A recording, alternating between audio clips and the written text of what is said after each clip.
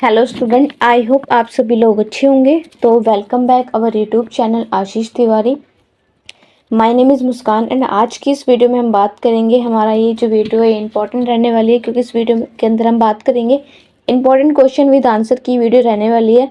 Subject का name है हिंदी साहित्य एंड चिंतन, नाम है सब्जेक्ट का। इस वीडियो के अंदर आज हम इसके इंपॉर्टेंट क्वेश्चन को डिस्कस करेंगे जो आपके एग्जाम में आने के बहुत सारे चांसेस होते हैं। हमारे जो इंपॉर्टेंट क्वेश्चन की जो वीडियो होती है, जो हम हर बार बनाते हैं आपके लिए, ये हमारे इसके जो एग्जाम में हमेशा जो क्वेश्चन होते हैं वो हमेशा रिपीट होते रहते हैं। तो आप जो इस वीडियो को पूरा देखिएगा, पूरी वीडियो देखेंगे तभी आपको समझ में आएगा कि एग्जैक्टली इस वीडियो के अंदर हमें कौन कौन से जो क्वेश्चन है उनको बताया गया है। इसकी जो चैप्टर वाइज जो वीडियोस, जो कॉन्सेप्ट है, चैप्टर वाइज वीडियोस हैं, वो हमने ऑलरेडी अपलोड कर रखी है। अगर किसी ने वीडियो नहीं देखी है तो जाकर वीडियोस देख लीजिएगा, ओके। और अगर कोई चैनल पे फर्स्ट टाइम विजिट कर रहा है तो चैनल को सब्सक्राइब कर लीजिए, जिससे जो आने वाली वीडियोस की जो अपकमिंग वीडियो की अपडेट है वो आपको टाइम टू टाइम मिल सके। जैसे इंपॉर्टेंट क्वेश्चन की अपडेट आपको फर्स्ट ऑफ ऑल सबसे पहले मिली है, तो इसलिए बाकी सब्जेक्ट की जो अपडेट है वो आपको टाइम टू टाइम मिल सके, इसलिए चैनल को सब्सक्राइब कर लीजिए। और ये आज की इस वीडियो में हम बात करेंगे हिंदी साहित्य चिंतन की इंपॉर्टेंट क्वेश्चन विद आंसर के बारे में बात करेंगे। इस वीडियो के अंदर जो आपका जो पूरा सिलेबस है ना, उसको कवर करने के लिए कोशिश करेंगे। और फिर भी आपका अगर कोई डाउट है या अदर कोई प्रॉब्लम आती है तो आप कमेंट बॉक्स में हमें कमेंट करके बता सकते हैं।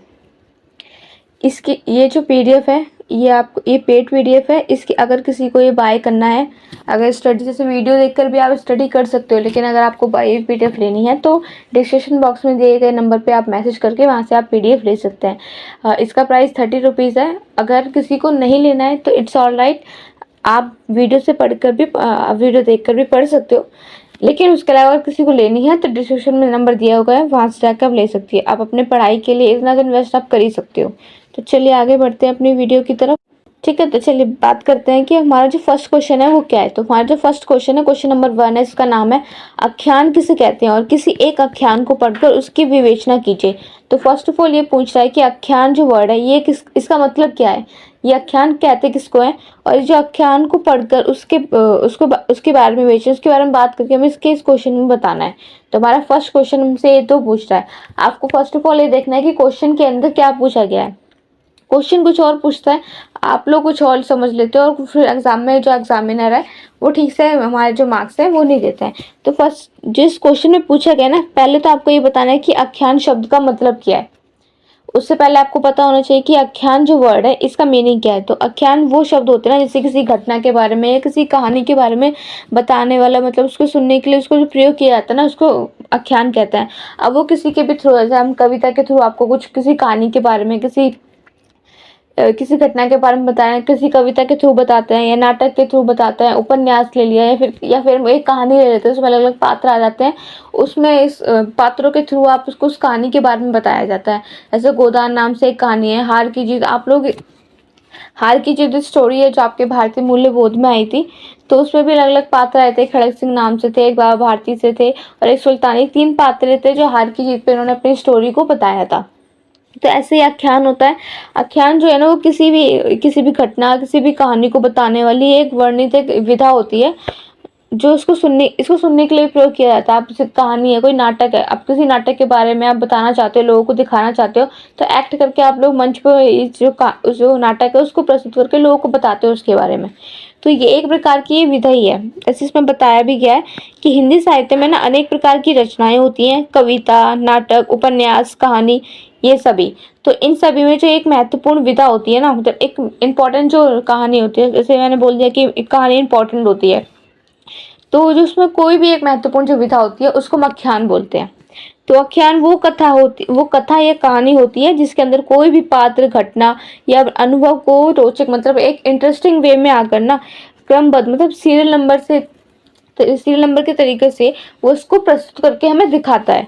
आख्यान की जो भावना है उसमें उसके विचार, उसकी घटनाएं, इस सभी आख्यान में क्या चीजें जुड़ी होती हैं, उसके अंदर उसकी जो भावना है, विचार, जो घटना है, ये सभी आख्यान से जुड़ी होती है। इसमें जो पाठक है, अब एग्जैक्टली आप मान लो जैसे मैं पाठक हूँ और आप मुझे सुन रहे हो, तो मैं पाठक हूँ और श्रोता कौन है? आप लोग हो, क्योंकि आप लोग मुझे सुन रहे हो। मैं आपको जो भी पढ़ा रही हूँ वो आप मुझे सुन रहे हो। तो पाठक या श्रोता को एक सीख, मतलब अगर मैं आपको एक वीडियो बता रही हूँ, इसके आपके जो इम्पोर्टेंट क्वेश्चन है वो आपको समझ में आता है, आपको पता चलता है कि एग्जैक्टली हर चैप्टर के अंदर आपको क्या क्या बताया गया है, क्या संदेश मिला है, क्या सीख मिल रही है। तो कोई भी पाठक होता है या श्रोता हो, एक सीख या संदेश मिलता है इसके थ्रू। मैं फॉर एग्जाम्पल मैं आपको पढ़ा रही हूँ तो मैं पाठक हुई, आप मेरी वीडियो देख रहे हो, आप क्वेश्चन को पढ़ रहे हो, समझ रहे हो, सुन रहे हो, तो आपको पता चल रहा है, तो आपको कोई सीख मिल रही है, संदेश मिल रहा है, तो उसके थ्रू। तो बस यही है कि जो पाठक और श्रोता है ना, वो एक नई सीख और नए संदेश हमें उससे मिलता है पाठक के थ्रू। पाठक मतलब जो पढ़ा रहा है आपको पाठक होता है, श्रोता मतलब जो पढ़ाने वाले की जो बातें सुन रहा है वो श्रोता होता है। आख्यान की परिभाषा सरल शब्दों में। आख्यान आख्यान एक प्रकार की कहानी होती है जिसमें किसी भी विशेष घटना या किसी पात्र या कोई भी एक प्रसंग होगी, कविता होगी ना, तो प्रसंग के बारे में बताता है, फिर व्याख्या बताता है उसके, फिर उसके विशेषताएं बताता है कि इसमें कौन सा अलंकार कौन सा यूज किया गया, उसे प्रसंग। प्रसंग में होता है कि आप शॉर्टर से कविता के बारे में बताते हो कि हाँ इस कविता के अंदर ये बताया गया, फिर जो व्याख्या करते हो तो उसमें डिटेल से बताते हो कि इस लाइन का क्या क्या मतलब है, एक एक लाइन का विस्तार से वर्ण किया जाता है। प्रसंग का भी ये प्राचीन और जो आधुनिक दोनों रूपों से हमें मिलता है। आख्यान का उद्देश्य क्या होता है कि आख्यान का उद्देश्य केवल हमारा मनोरंजन करना नहीं होता, बल्कि शिक्षा की, संस्कार और जो सामाजिक मूल्य है उसकी स्थापना करना भी होता है। आख्यान का क्या काम होता है कि ये हमें, मतलब ये हमारे मनोरंजन का उद्देश्य करने के लिए नहीं आता, ये हमें शिक्षा प्रदान करता है, हमें संस्कार और जो हमारे सामाजिक मूल्य है ना उसका हमें ज्ञान देता है, तो उसकी स्थापना करना भी इसका ही काम होता है आख्यान का। आख्यान के लक्षण क्या है कि एक लंबी और विस्तार पूर्वक एक कथा होती है जिसमें किसी भी पात्र, किसी भी स्थान या घटना को नो एक सीरियल नंबर, मतलब एक सीरियल नंबर अकॉर्डिंग होता है, जैसे कहानी होती है तो फर्स्ट ऑफ ऑल वो उनको इंट्रोडक्शन देते हैं, उसमें जितने भी पात्र जो वहाँ पे जो वो कहानी को प्ले कर रहे हैं तो उसके बारे में बताएगी, कि सारे पात्रों के बारे में बताएंगे, उसके बाद वो आगे धीरे धीरे हर एक पात्र के बारे में बताकर फिर कहानी को वो लोग आगे बढ़ाते हैं। तो क्रमबद्ध तरीके से एक काम होता है ये। इसमें अब किसी भावनाएं और संवादों की जो प्रमुख है ना, वो जो भूमिका है वो उनकी प्रमुख होती है, भावनाओं के और प्लस संवादों का। ये इसका काम क्या है, इसके अंदर हमें नैतिक, आप कोई भी कहानी पढ़ते हो तो आप कोई भी मॉरल स्टोरी आपने पहले भी पढ़ी होगी, तो उससे आपको कोई ना कोई सीख मिलती ही होगी। आख्यान में कल्पना और यथार्थ, तो इसमें क्या है कि आख्यान में कल्पना और यथार्थ जो ये दोनों वर्ड्स है ना, इनके कल्पना मतलब कोई चीज सोचना, तो इन दोनों वर्डों का समावेश, मतलब ये दोनों वर्ड ही इस आख्यान के अंदर मौजूद होते हैं। एक प्रसिद्ध आख्यान, तो हम किसी प्रसिद्ध आख्यान के बारे में एक बार देख लेते हैं तो आपको इजीली समझ में आएगा आख्यान का एग्जैक्टली मतलब क्या होता है। एक आख्यान है, क्या नाम है इसका, सुदामा चरित, जो ये लेखक है सूरदास जी ने इसको लिखा है। इसमें क्या बताया गया, सुदामा चरित है ना, भगवान श्री कृष्ण और उनके बाल सखा है ना, आपने कहानी पहले भी पढ़ी होगी, श्री कृष्ण और जो श्री कृष्ण और बाल सखा जो उनके थे सुदामा जी, उनकी कथा के बारे में इस आख्यान के अंदर बताया गया है कि सुदामा जो है ना वो एक गरीब ब्राह्मण थे। वो अपने बचपन के मित्र श्री कृष्ण से मिलने द्वारका जाते। आपने ये स्टोरी शायद देखी भी होगी, उनके उनके घर में खाने का एक भी दाना नहीं होता था, बच्चे भूखे सो रहे थे कुछ टाइम से, तो उन्होंने पड़ोसियों के यहाँ से उन्होंने कुछ चावल लेकर उनके पति को बांध दिए थे। उनके सुदामा जी की जो पत्नी थी उन्होंने उनको बोला था कि आप अपने मित्र से जाकर एक बार बात करिए, वो तो इतने बड़े, मतलब वो राजा हैं, वो हमारी मदद जरूर करेंगे। सुदामा जी हम मना करते हैं, लेकिन वो पत्नी के जोर देने पर चले जाते हैं अपने मित्र से मिलने के लिए। तो सुदामा जी एक गरीब ब्राह्मण हैं, वो अपने बचपन के मित्र श्री कृष्ण से मिलने द्वारका चले जाते हैं। वहां पर वो अपने साथ चिड़ऊ ले जाते हैं, मतलब चावल के, मैंने आपको दाने बोलते हैं, चावल के दाने पोटली में डाल के एक मिक्सचर से बना के वो ले जाते हैं। वो अपने जिनकी पत्नी है उन्होंने पड़ोसियों के यहाँ से उसे मांगकर उनकी पोटली में बांध दिया था और उन्हें प्रेम पूर्वक बांध के उन्होंने रखे हुए थे।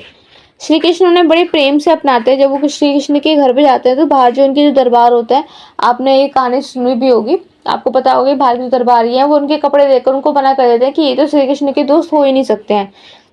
लेकिन जब श्री कृष्ण को पता चलता है कि उनके मित्र सुदामा वहां पर आए हैं, तो वो खुद उन्हें बाहर से उन्हें अंदर लेकर आते हैं, उनके पैर धोते हैं, उन्हें बिना किसी संकोच के उनके छिड़के खाते हैं, मतलब जो चावल है ना वो उनको दे नहीं देते, लेकिन श्री कृष्ण वो देख लेते हैं और उनसे वो छीन के वो ले लेते हैं। बदले में श्री कृष्ण बिना कुछ भी कहे उनके जीवन को धन धान्य से भर देते हैं।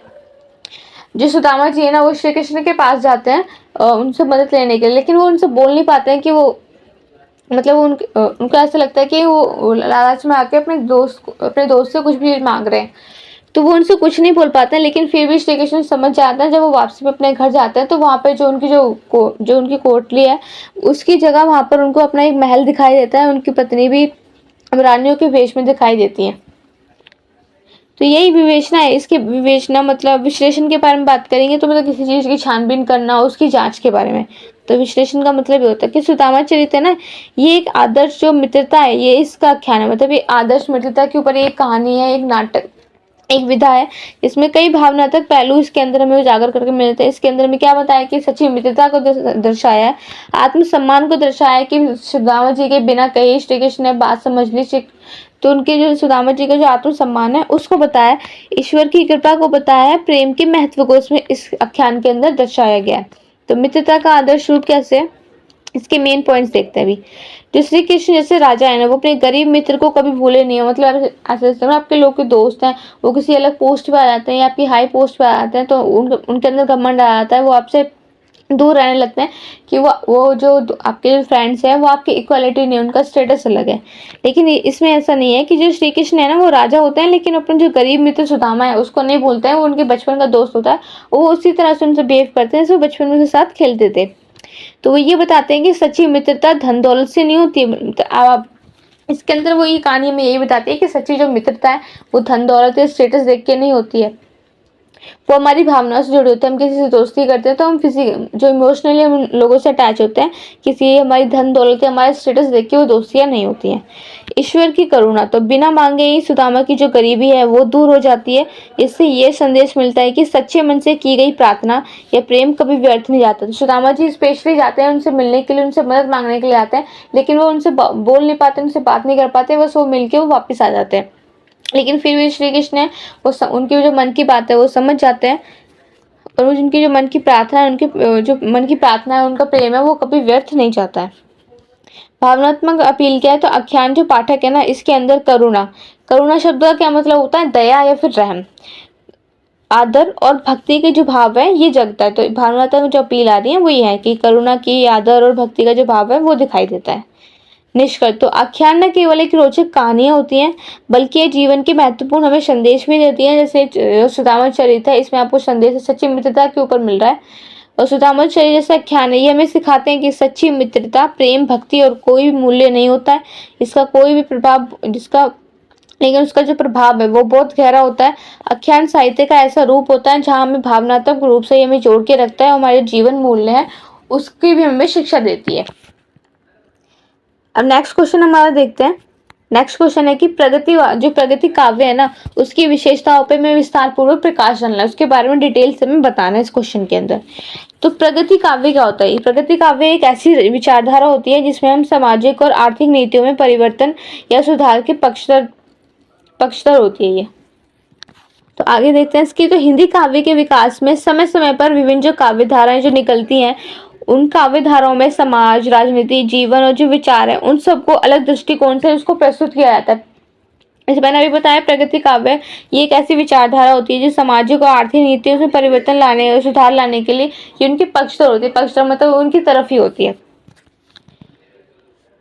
ठीक है, तो इनमें से एक जो हमारी महत्वपूर्ण काव्य धारा है प्रगति काव्य है। प्रगति काव्य का उद्देश्य केवल सौंदर्य कल्पना नहीं होता, मतलब उसको सुंदर बनाना किसी भी कविताओं को या फिर उसकी कल्पना करना, बल्कि समाज में इनका मेन मकसद होता है कि समाज में सुधार लाना है, लोगों की जो समस्या है उनको उजागर करके लोगों तक बताना है, और जो बदलाव है उसकी प्रेरणा भी लोगों को देनी है। ये काव्य सारे जनमानस के दुख दर्द, उनके साथ शोषण हो रहे हैं, जैसे ऐसे अंग्रेजों के टाइम जो भारतीयों के ऊपर जो शोषण हो रहे थे, अंग्रेजों ने भारत के जो लोग हैं उनके ऊपर शोषण किए थे, उसकी चीज़ के बारे में या कोई भी संघर्ष की जो सच्ची आवाज़ है वो ये बनकर उभरते हैं। तो प्रगति काव्य के अंदर हमें ये चीज़ें बताई जाती हैं। प्रगति काव्य की परिभाषा क्या है? नॉर्मल अगर लैंग्वेज में हम बात करें तो प्रगति काव्य वो काव्य होते हैं समाज की सच्चाइयाँ, गरीबों की पीड़ा, अन्याय के विरोध और समाजी जो बदलाव है उसकी भावनाओं को व्यक्त करते हैं, उसके बारे में बताते हैं। ये काव्य केवल भावनाओं की अभिव्यक्ति नहीं करता है, बल्कि जो क्रांतिकारी जो सोच है, ऐसे आज़ादी के समय में जो ब्रिटिश जो सरकार थी उनकी जो क्रांतिकारी सोच थी, जो भारतीयों को इतना उनके ऊपर शोषण करती थी, उन्हें प्रताड़ित करती थी, उनके ऊपर अत्याचार करती थी, उस सोच में और परिवर्तन का जो संदेश है वो देती है। उन लोगों से बचने के लिए तो काफ़ी सारे जो महापुरुष हैं उन्होंने हमारी आज़ादी दिलाने के लिए काफ़ी संघर्ष किए। तो ये सोच और परिवर्तन लाने का भी हमें संदेश देती है प्रगति काव्य के अंदर।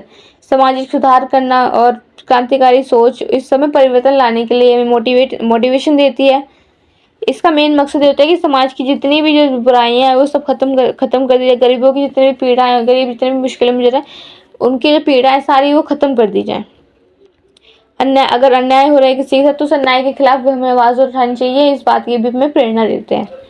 प्रगति काव्य का क्या उद्देश्य होता है? तो प्रगति काव्य समाज में जो फैली असमानता है, शोषण है और जो अन्याय हो रहा है ना खिलाफ समाज के अंदर, उसके खिलाफ आवाज उठाना।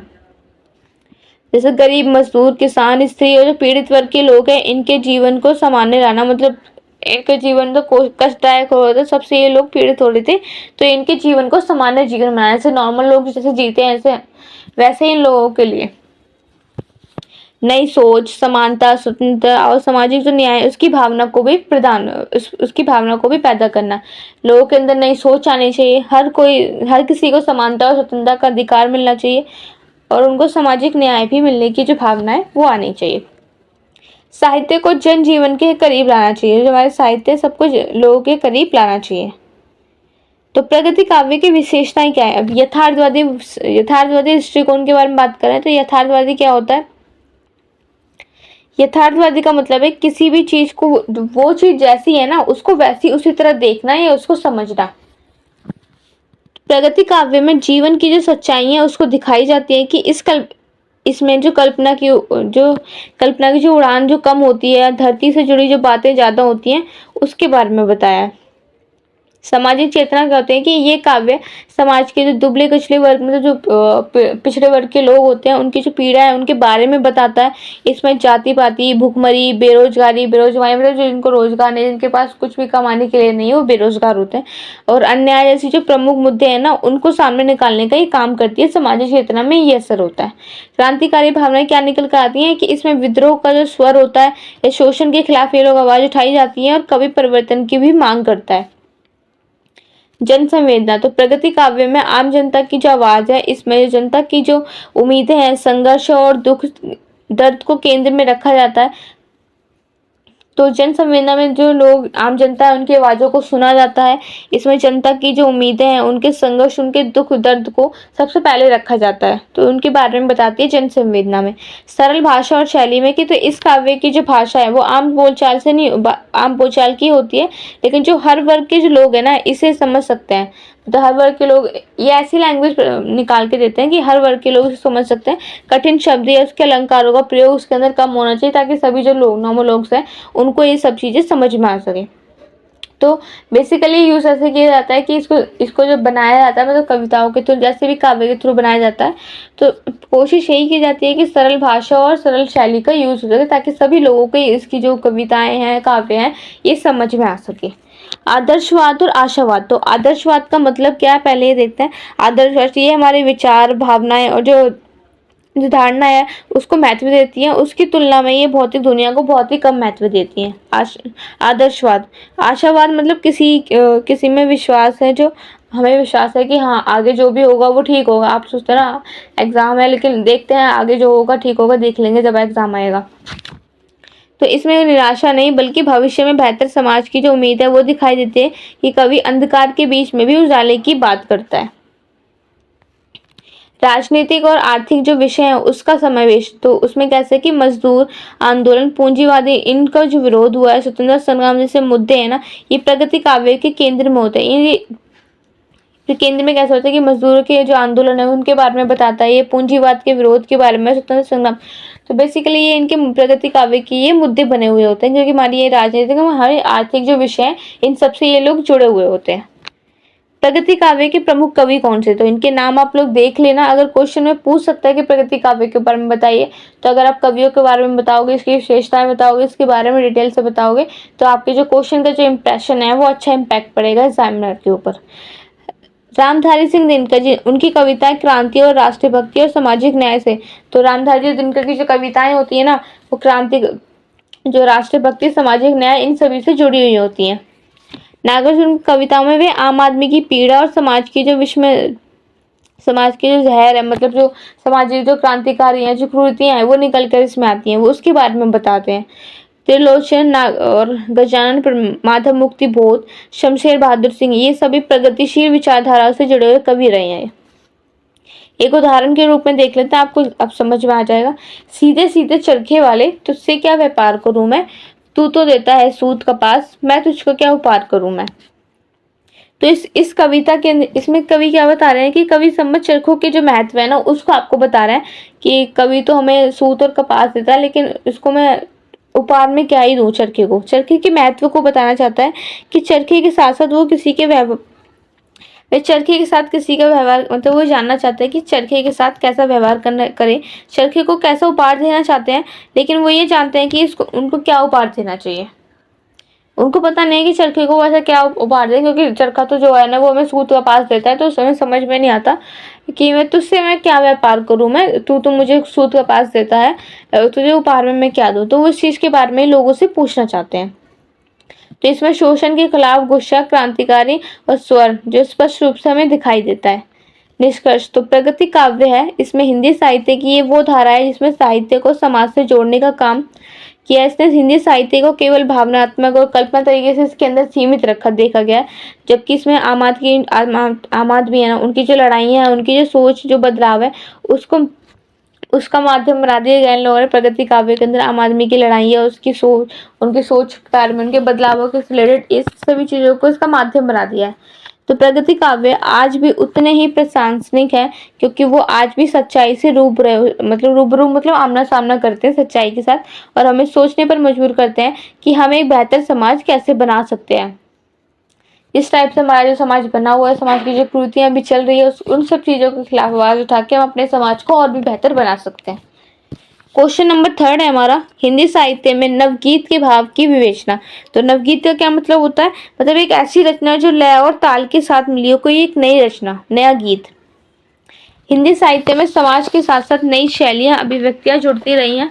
जब साहित्य यथार्थ से जुड़ा होता है और समाज के जो बदलती परिवेश है उससे जुड़ा हुआ होता है, तो उसमें एक नई धाराएं जन्म लेती हैं। जैसे एक नई महत्वपूर्ण काव्य धारा, उसको हम नवगीत कहते हैं। नवगीत ने प्रारंभिक जो गीत हैं उनसे हटकर एक नई सोच, नया भाव और नया रूप दिया है। इन गीतों की जो आधुनिक अभिव्यक्ति है, वो जीवन की कठिनाइयों के बारे में बताती है, समाज की जटिलताएं हैं और व्यक्ति के भीतर जो संघर्ष चल रहे हैं उसको प्रस्तुत करके हमें दिखाती है। नवगीत की परिभाषा सरल शब्दों में, तो नवगीत का अर्थ होता है कि नया गीत, ये गीत विधा की जो आधुनिक और जो परिवर्तित रूप है, उसको नई भावना और नए प्रतीक और समकालीन जो यथार्थ है, यथार्थ मतलब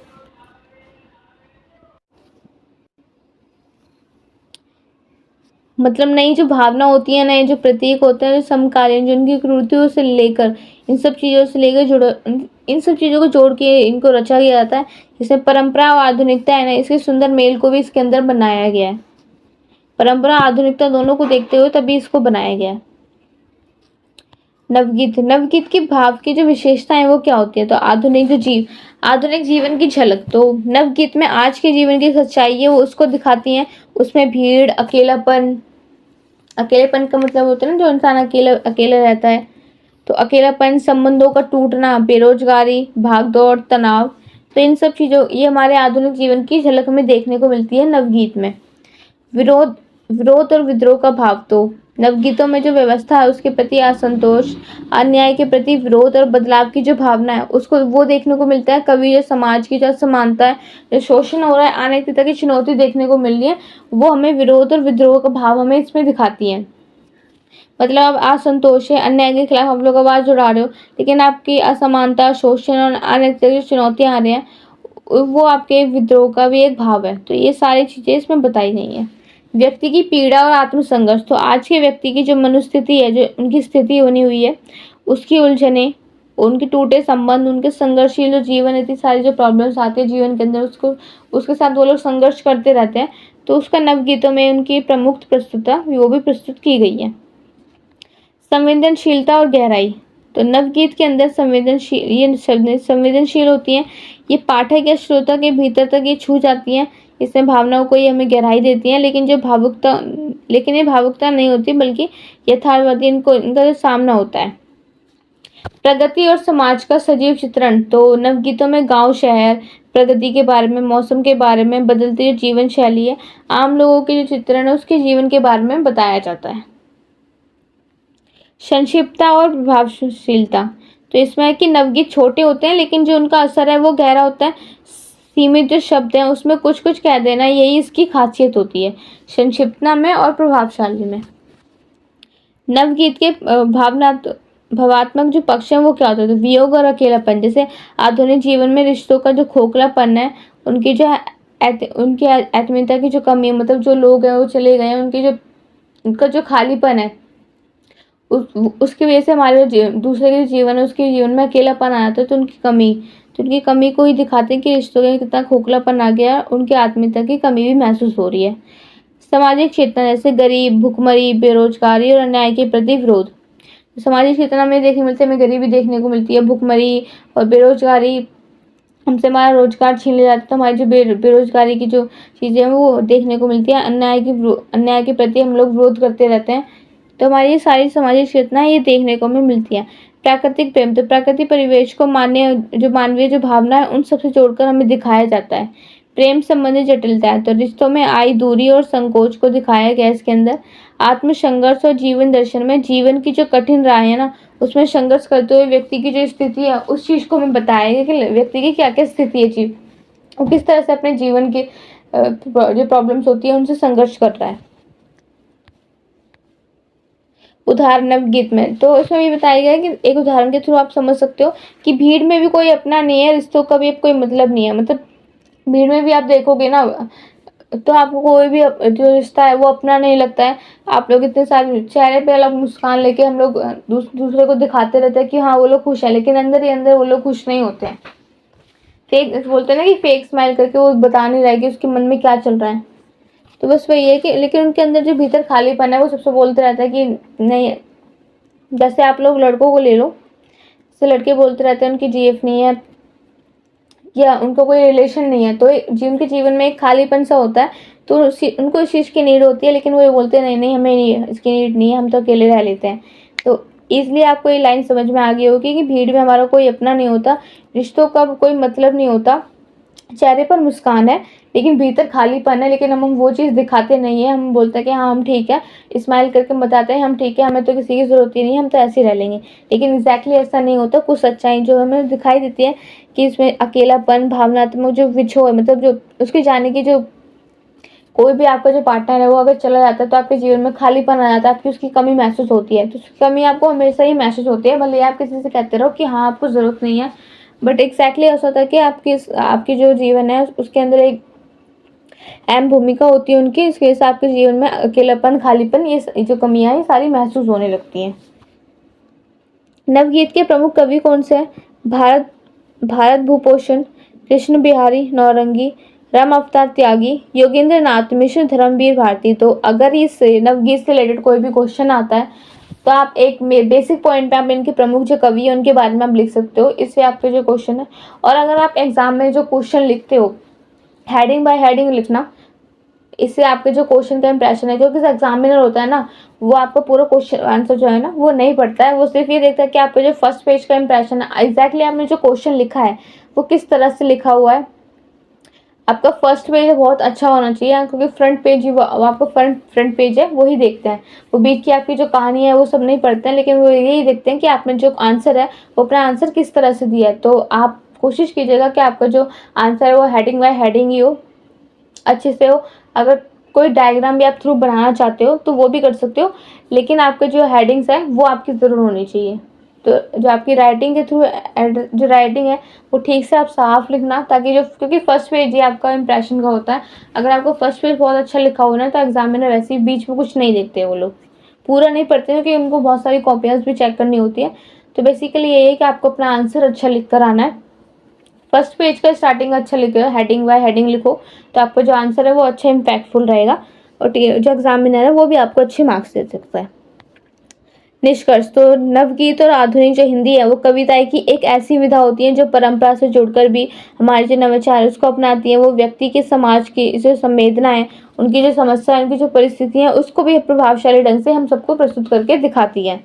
नवगीत का भाव है वो सच्चा होता है, संवेदनशील होता है। ये पाठक को केवल सोचने के लिए मजबूर कर देती है कि बल्कि उसके भीतर जो संवेदना, उनकी जो जागरूकता की भावना है वो निकल कर आती है। इसलिए हिंदी साहित्य में नवगीते एक जीवंत मतलब एक यथार्थवादी और सशक्त जो काव्य है उसके रूप में बनकर, यथार्थवादी का मतलब होता है किसी भी चीज को जैसा है वैसे ही रहने दो, उसको देखना, उसको और समझना, जैसा लिखा हुआ है वैसे ही रहने दो। नेक्स्ट क्वेश्चन है हमारा कि आधुनिक काल की जो विकास यात्रा है उसके ऊपर हमें चर्चा करनी है। तो हिंदी साहित्य के इतिहास में कई युगों में ये बटा हुआ है, जिसमें जो आधुनिक काल है ये सबसे नया और वर्तमान है, इस समय से जुड़ा हुआ है। ये केवल साहित्यिक दृष्टि है, जो साहित्यिक दृष्टि है उससे नहीं है, बल्कि जो सामाजिक, जो हमारी सामाजिक कृतियाँ, राजनीति और सांस्कृतिक दृष्टि है, ये उन सबसे भी महत्वपूर्ण। आधुनिक काल में समाज में बड़े बड़े बदलाव भी देखने को मिले हमें। साहित्य की भाषा, शैली, विषय, उद्देश्य सभी में इसके अंदर ये परिवर्तन आया है। आधुनिक जो काल है उसकी शुरुआत देखते हैं। तो जो 19वीं शताब्दी के उत्तरार्ध शुरुआती में जो आज तक जो चल रहा है, इस काल में हिंदी साहित्य में नए नए विचार, नई विधाएं और समाज के यथार्थ के साथ ही इन सबके जो गहरे जुड़ाव है उसका विकास किया गया है। वो क्या है कि आधुनिक काल के जो विकास है उसके देख लेते हैं। ये क्वेश्चन इंपॉर्टेंट है, हो सकता है ये आ सकता है, तो आप इसको देख लीजिएगा ध्यान से। भारत हिंदू युग के बारे में बात करेंगे। सबसे पहले तो भारत हिंदू युग आया था जो 1857 से 1900 तक चला था। तो इस युग की जो शुरुआत है ना, ये भारत हिंदू हरिश्चंद्र द्वारा से मानी जाती है, जिन्हें हिंदी साहित्य का पितामह कहा जाता है, जिन्होंने साहित्य का समाज सुधार और राष्ट्र का जो जागरण है उसके माध्यम से इसको बनाया था। इस दौर में नाटक, कविता, गद्य, निबंध, पत्रकारिता, इन सब का तेजी से विकास हुआ था इस टाइम में। भारत हिंदू युग में देशभक्ति, सामाजिक जागरूकता और धार्मिक जो सुधार है उसके विषय में ये सारे जो उनके जो जो कविताएं, इनके जो नाटक हैं, इन सभी से जुड़े हुए थे। इनके मुख्य लेखक कौन से थे? भारत हिंदू हरिश्चंद्र थे, बालकृष्ण भट्ट थे, प्रताप नारायण मिश्र थे। वहीं हम बात करें द्विवेदी युग में, तो इस युग का जो नेतृत्व है ना वो आचार्य महावीर प्रसाद द्विवेदी ने किया था। उन्होंने भाषा को शुद्ध, सरल एवं जो व्याकरण है उसको मिलकर बनाया था। और इस युग में नैतिकता, शिक्षा, सुधार और राष्ट्रीय प्रेम पर जोर दिया गया था। सरस्वती जो पत्रिका है ना, इस युग की प्रमुख साहित्यिक पत्रिका रह चुकी है। इनके मुख्य लेखक कौन है? आचार्य द्विवेदी हैं, मैथिली शरण गुप्त हैं और बालकृष्ण नवीन है, बालकृष्ण शर्मा नवीन। छायावाद युग की बात करें तो 1918 से 1936 की बात करेंगे। तो इसे हिंदी का जो स्वर्ण युग है उसको कहा जाता है। इस युग में कविताओं के अंदर भावनाएं, उनकी कल्पनाएं और उनकी आत्मा से अभिव्यक्ति, जो प्रकृति चित्रण है उसके महत्व, उसको ज्यादा महत्व मिला है इसके अंदर, छायावाद युग के अंदर। और जो कविता, जो व्यक्ति की जो आत्मा है, उनका सौंदर्य, उनके रहस्यात्मक है, उस पर ज्यादा बल दिया गया है। मुख्य कवि कौन से हैं? जयशंकर प्रसाद है, सूर्यकांत त्रिपाठी निराला है, सुमित्रा नंदन पंत है और महादेवी वर्मा है छायावाद युग के अंदर। और एक कविता, जो हिंदी कविता है उनको स्वर्ण युग कहा जाता है, ये देख लेना आप। प्रगतिवाद और नई कविता युग। प्रगतिवाद की बात करते हैं कि प्रगतिवाद और नई कविता युग, ये जो 1936 से 1960 तक चला था, ये युग समाजवादी जो विचारधारा है उसको प्रेरित करके बनाया गया था। इसमें समाज की सच्चाई है, जो शोषण हो रहे हैं लोगों के साथ, गरीबों के साथ जो शोषण हो रहे हैं, संघर्ष हो रहा है, अन्याय, और जो आम जनता है उनकी समस्या को कविता और कहानियों के एक विषय बनाया गया, उसके थ्रू लोगों तक बताया गया है। समस्याओं को कविता और कहानी का विषय बनाया गया है। और बाद में जो नई कविता आंदोलन आया, जिसमें व्यक्ति की संवेदना, अस्तित्व की चिंता और आधुनिक जीवन उसकी जटिलता को अभिव्यक्त करके बताया गया है। मुख्य लेखक कौन से? नागार्जुन, धर्मवीर भारती, अज्ञे, केदारनाथ अग्रवाल, शमशेर बहादुर सिंह। समकालीन युग के अंदर, तो इस काल में साहित्य और जो आधुनिक विधि है, जो व्यवहारिक हुआ है ना, उसके बारे में बताया गया है। इसमें स्त्री विमर्श, दलित साहित्य और आदिवासी साहित्य, पर्यावरण जो चेतना है उसके बारे, जो नए नए विषय हैं, ये सारे निकल कर उभरे हैं इस समकालीन युग के अंदर। गद्य की जो विधाएं हैं वो लघु कथा, शॉर्ट सम जो बोलते हैं ना उसको, लघु कथा, रिपोर्ट्स, आत्मकथा, डायरी आदि का जो विकास है वो हुआ है। तकनीकी विकास और डिजिटल युग ने साहित्य को एक नई दिशा भी दी है। हमारे जो जो हमारा समकालीन युग है वो 1900 से लेकर वर्तमान तो जो 1900 से लेकर वो अभी तक चलता आ रहा है। और इसने हमें काफ़ी सारी टेक्नोलॉजी दी है, जैसे कंप्यूटर दिया है। पहले के टाइम में कंप्यूटर नहीं होता था, कैलकुलेशन के लिए हमारे पास मुनीम होते थे, वो हमारी कैलकुलेशन करके दिखाते थे, ठीक है। तो लेकिन अभी के टाइम में ऐसा नहीं होता, सब लोग काम कंप्यूटर से करते हैं। अकाउंटेंट है ना, वो भी बेसिकली कैलकुलेटर, कंप्यूटर्स, इन सब के थ्रू कुछ ऐप ऐसे आ गए, उनके थ्रू अपनी जो कैलकुलेशन है उसको कंप्लीट कर सकते हैं, अपने अकाउंटिंग का डाटा होता है उसको कंप्लीट रखते हैं। तो बहुत सारी जो तकनीकें आ गई है जिनकी वजह से हमारी बहुत हेल्पफुल मिल जाती है। तो पहले के जैसे नहीं है, बहुत सारी चीज तकनीकें आने की वजह से हमारे जो लाइफ स्टाइल है उसमें चेंजेस आने लगे हैं। निर्मल, इनके लेखक है निर्मल वर्मा, मन्नू भंडारी, दुष्यंत कुमार, उदय प्रकाश और ममता काले। तो आधुनिक काल की क्या विशेषताएं हैं? सामाजिक और जो राष्ट्रीय चेतना है वो देखने को मिलती है। यथार्थ पर आधारित रचनाएं देखने को मिलती है। भाषाएं और शैलियों में विविधता होती है, अलग अलग भाषाओं, अलग अलग शैलियों में ये कविताएं लिखित होती हैं। स्त्री, दलित और जो पिछड़े वर्ग के लोग हैं उनकी आवाज़ को भी दिखाया जाता है, कि उनके उनके शोषण के खिलाफ उनको बताया जाता है। व्यक्ति का जो मनोवैज्ञानिक जो स्थिति है उसको भी दिखाया जाता है। नई विधाओं और विचारधाराओं का दोनों को मिलकर एक नई कविता है, मतलब इन सब दोनों को मिलकर एक चीज दिखाई जाती है कविता या काव्यों के अंदर। निष्कर्ष, तो आधुनिक काल में हिंदी साहित्य का सबसे परिवर्तनशील और व्यापक काल है। इस युग ने साहित्य को केवल कल्पना और भावनाता से निकालकर समाज, जीवन और यथार्थ से जोड़ दिया था, जबकि जो आधुनिक काल है उसमें विकास यात्रा हमें ये दिखाती है कि साहित्य समय के साथ बदलता रहता है, समाज की जो आवाज़ है वो बनता है। लेकिन आज का जो साहित्य न केवल मनोरंजन का साधन है, बल्कि ये सोच, सवाल और बदलाव का भी माध्यम है। तो इस युग की जो विविधता है, गहराई है, उनकी संवेदनशीलता जो हिंदी है, उस साहित्य को ये निरंतर समृद्ध तरीके से करती जा रही है। अब बात करते हैं हमारा जो क्वेश्चन नंबर 5 है, नाटक विधा का विकास वो कैसे हुआ था। तो हिंदी साहित्य में जो नाटक है ये एक महत्वपूर्ण विधा मानी जाती है, जो मंच पर अभिनय के साथ साथ माध्यम से किसी कहानी, संदेश या उसको प्रस्तुत करने के लिए सशक्त एक साधन माने। जैसे आप लोग रामलीला, दशहरा वगैरह आती है, रामलीला आती है, तो वो नाटक करके आपको प्ले करके दिखाते हैं। तो वो वही चीज़ नाटक कहलाती है कि आप अलग अलग पात्रों से लेकर कहानी करके आप लोगों का मनोरंजन करने के साथ उन्हें नई सीख भी देते हो। मैंने आपको बताया कि हर चीज़, आपको कोई भी कविता हो, कोई भी नाटक हो, कोई भी कहानी हो, हर एक विधा आपको नई सीख देती है, नया संदेश देती है। वो आप लोगों को दिखाने, पाठक हो गए, वो आपको कुछ पढ़ा रहे हैं, आप उनको सुन रहे हो, समझ रहे हो, तो आप उनसे कुछ सीख रहे हो। आप अब जैसे रामलीला की कोई कहानी, तो आप इससे भी कुछ ना कुछ सीख ही रहे हो। श्री राम जी की जो मर्यादा है, उनके आदर्श हैं, ये सब चीज़ें सीख रहे हो। तो बेसिकली हर कहानी, हर विधा, कोई भी कहानी, घटना, कोई भी कहानी, नाटक, कविताएं, ये सब चीज़ आपको कुछ ना कुछ सिखा रही हैं। तो इन सब चीज़ों से आपको एक संदेश जरूर मिलता है।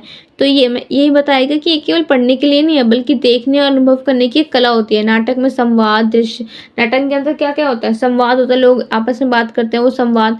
वहाँ दृश्य होता है, भाव होता है, संगीत होता है, अभिनय करते हैं। इन सब का ये सबसे मिलकर ये दर्शकों को सीधे ये प्रभावित करती है नाटक। अभी आपने देखा होगा कि टीवी पर जो सीरियल वगैरह आते हैं, जो मम्मीज वगैरह कितने इमोशनल होकर वो देखती रहती है, वो रोने भी लगती हैं। ऐसे होता है ना। तो जो लोग, ये लोग नाटक है ना उसको ऐसे प्रस्तुत करते हैं कि जो पब्लिक है ना, वो जो इमोशनली ना उनसे अटैच हो जाती है वो। उसके बाद क्या है, नाटक की जो परंपरा है ना बहुत ही पुराने समय से चलती आ रही है। ये संस्कृत साहित्य में जो भरत मुनि है ना, उनके नाट्य शास्त्र और कालिदास के नाटक, इसकी इनकी मजबूत नींव की है उन्होंने। हिंदी नाट्य का जो विकास है वो धीरे धीरे अनेक चरणों में हुआ है। यह एक समृद्ध साहित्यिक विधा के रूप में भी स्थापित हुई है।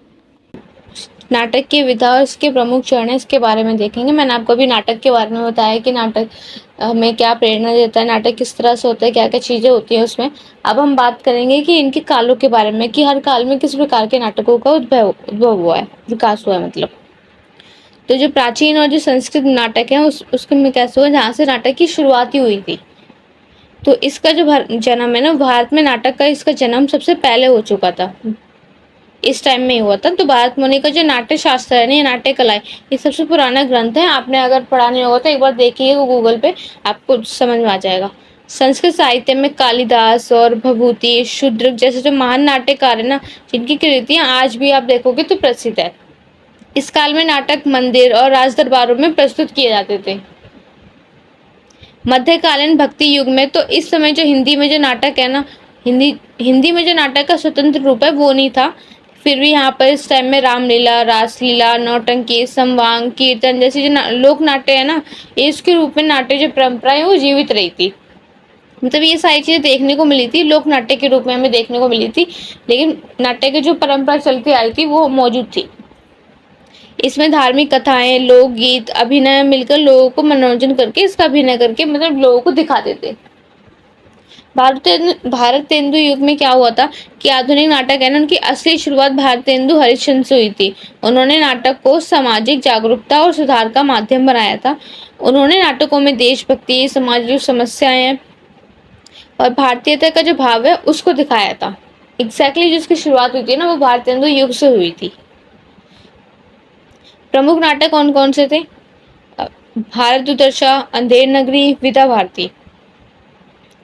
भारतेंदु युग में नाटक का जो उद्देश्य है वो केवल मनोरंजन नहीं था बल्कि शिक्षा प्रदान करना था। मैंने आपको बताया कि कोई भी कविता हो गई, कोई शिक्षा कहानी, तो ये हमें शिक्षा देती है। हर किसी चीज से हमें कुछ सीखने को मिलता है। तो ऐसे भी इनके नाटक का उद्देश्य यही था कि लोगों का मनोरंजन हो सके। इनके नाटक का उद्देश्य यही था कि लोगों को शिक्षा और उनका जन जागरण की जो भावना है वो उनके अंदर व्यक्त हो सके। द्वितीय युग के अंदर तो इस युग में नाटक गंभीरता और आदर्शवाद की ओर बढ़ा था। भाषा को शुद्ध और साहित्य का रूप दिया गया था।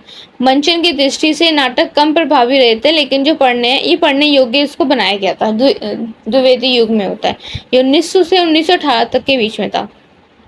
इसके लेखक कौन थे? माधव शंकर, रंगाचार्य और गिरजानंदिनी। छायावाद युग और इसके आगे तो 1918 से 1936 में, इस समय कविता का विकास बहुत अधिक हो गया था। फिर भी कुछ अच्छे जो नाट्यकार हैं ये सामने आए थे। नाटकों में भावनाएं, प्रतीक और जो कल्पनाएं, इन सभी चीजों का यूज हुआ था, प्रयोग हुआ था। इसके प्रमुख नाट्यकार हैं जयशंकर प्रसाद। इन्होंने नाटक की जो साहित्य है ना, इसको ऊंचाई तक पहुंचाया था। इन्होंने जो नाटक है उसको ऐतिहासिक पृष्ठभूमि पर आधारित, लेकिन इन्होंने वर्तमान संदेश भी दिए थे लोगों को नाटक के थ्रू। इनके प्रमुख नाटक क्या है? स्कंदगुप्त, चंद्रगुप्त, ध्रुव स्वामिनी। प्रगतिवादी युग में तो इस दौर में नाटक जो समाज के यथार्थ, उसके संघर्ष, उसकी जो समस्या है, इन सब से जुड़ने लगा था। नाटक अब सिर्फ इतिहास और आदर्शवाद तक सीमित नहीं रहा था। सामाजिक जो अन्याय हो रहा है, वर्ग संघर्ष जो हो रहा है लोगों के साथ, मतलब जाति, इन सब के नाम पे जो भेदभाव हो रहा है उसके बारे में बताया। देश की जो समस्या है उन सभी चीजों को दिखाया था नाटक के थ्रू। जो प्रमुख लेखक है इनके उपेंद्र नाथ अशोक है, लक्ष्मी नारायण लाल है, भगवती चरण वर्मा है। समकालीन युग में तो इस दौर में हिंदी नाटक में मंचन, तकनीक, विषय वस्तु और प्रस्तुति के स्तर में बहुत ज्यादा विकास हुआ है। रेडियो नाटक, टेलीविजन नाटक, एकांकी और नुक्कड़ जो नौटंकी है उसकी लोकप्रियता बढ़ती जा रही थी। आज नाटक राजनीतिक, सामाजिक और स्त्री विमर्श, दौलत जीवन, भ्रष्टाचार, बेरोजगारी, इन सभी विषयों पे ये केंद्रित है। प्रमुख समकालीन नाट्यकार तो मोहन राकेश, धर्मवीर भारती, रघुवीर साय, ब्रजमोहन, दया प्रकाशन सिन्हा, ये सभी इसके नाट्यकार हैं। समकालीन युग में 1945 से ये अभी तक चलता आ रहा है। समकालीन जो युग है तो इस युग में हिंदी नाटक ने मंच, तकनीक, विषय वस्तु, प्रस्तुति के जो स्तर है इसमें बहुत ज्यादा विकास किया था। रेडियो नाटक, टेलीविजन नाटक, एकांकी, नुक्कड़ नाटक, इन सब की जो लोकप्रियता है ये बढ़ने लगी थी इस टाइम के अंदर। आज जो नाटक है वो राजनीतिक, सामाजिक, स्त्री विमर्श, दलित जीवन और भ्रष्टाचार, बेरोजगारी, इन सब विषयों पर केंद्रित हो गया। इन सब चीजों को देखकर दिखाया जाता है। प्रमुख इनके समकालीन जो नाट्यकार है मोहन राकेश है, धर्मवीर भारती है, रघुवीर साय है, ब्रजमोहन शाह है, दया प्रकाश सिन्हा है, ये सब इनके नाट्यकार हैं। प्रमुख नाटक क्या थे इनके? आषाढ़ का एक दिन इनका एक मोहन राकेश का नाटक है, इसके बारे में। अंधा युग धर्मवीर भारती ने लिखा है। नाटक की विधा और प्रमुख विशेषताएं तो दृश्य और जो श्रव्य कला का जो सुंदर मेल है वो इसमें दिखाया जाता है। नाटक के अंदर संवाद और अभिनय पर आधारित होता है। ये संवाद के थ्रू अभिनय करके लोगों को दिखाते हैं उसकी सच्चाई। तो नाटक में एग्जैक्टली क्या बताया गया है, क्या संदेश हमें उसके मिला है वो बताते हैं। दर्शकों के साथ सीधा संवाद होता है। सीधे नाटक के थ्रू जो दर्शक होते हैं वो अटैच हो जाते हैं उसके थ्रू। सामाजिक, राजनीतिक और सांस्कृतिक प्रतिबिंब है वो देखने को मिलता है इसके अंदर। मंच पर प्रस्तुत करने ये योग्य होता है। लोग मतलब ये नाटक कैसे दिखाते हैं? मंच पर प्रस्तुत करके लोगों को दिखाते हैं। निष्कर्ष है कि हिंदी नाटक जो विधा है, इसकी जो विकास यात्रा है, ये बहुत ही समृद्ध और प्रेरणादायक रही है। ये विधा मंदिरों से शुरू होकर आज के डिजिटल मंच तक पहुंच गई है। अब देखो, ये विधा जो स्टार्ट हुई थी ना, ये मंदिरों में होती थी या राज दरबारों में होती थी उस टाइम, पहले के टाइम में। लेकिन अभी अभी देख लो, ये टीवियों पे आ रही है, फोनों पे आ रहे हैं नाटक। तो इसमें काफी ज्यादा नाटक ने अपना विकास किया है कि ये मंदिरों से शुरू होकर ये डिजिटल मंच तक पहुंच गई है। नाटक न केवल मनोरंजन का एक साधन बन चुका है, बल्कि समाज को जागरूक करने के लिए, प्रश्न उठाने और समाधान सुझाने के लिए इसका प्रभावी एक माध्यम भी बन चुका है। भारत के हिंदू से ये लेकर आधुनिक जो नाटक आ रही है, हर युग में नाटक ने समाज की जो नब्ज है उसको पहचानना शुरू कर दिया था, दर्शकों को सोचने पर मजबूर भी कर दिया गया था। आज भी जो हिंदी नाटक है वो समाज में चेतना फैलाने के लिए एक मजबूत मंच बन चुका है। नेक्स्ट क्वेश्चन है हमारा कि जीवनी और आत्मकथा में अंतर स्पष्ट करिए। ये इंपॉर्टेंट है, ये आ सकता है कि जीवनी और आत्मकथा में क्या डिफरेंशिएशन है। जैसे जीवनी के बारे में हम बात करेंगे, जैसे महात्मा गांधी की जीवनी है। अब महात्मा गांधी के जीवन के बारे में वो मैं भी बता रही हूँ, किसी को लिख के बता रही हूँ, ठीक है। कोई अदर पर्सन आता है वो भी महात्मा गांधी के बारे में बताता है, तो कितने सारे लोग एक ही जो पर्सन है उसके बारे में कई कई अलग लोग अब उनकी जीवनी के बारे में बताते हैं, मतलब उनके बारे में बताते हैं, उनकी विशेषता, उनके जीवन से रिलेटेड जो भी चीजें उनके बारे में बताते हैं।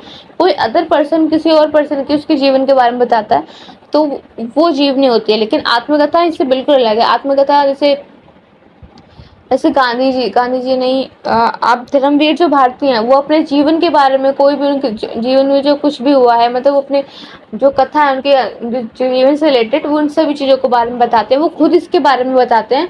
तो ये आत्मकथा है, वो अपने जीवन के बारे में खुद बता रहे हैं। लेकिन जीवनी है जो हमारे जीवन के बारे में कोई और लिख कर बताता है, वो जीवनी होती है। दोनों में अलग अलग डिफरेंसेस होता है बहुत ज्यादा।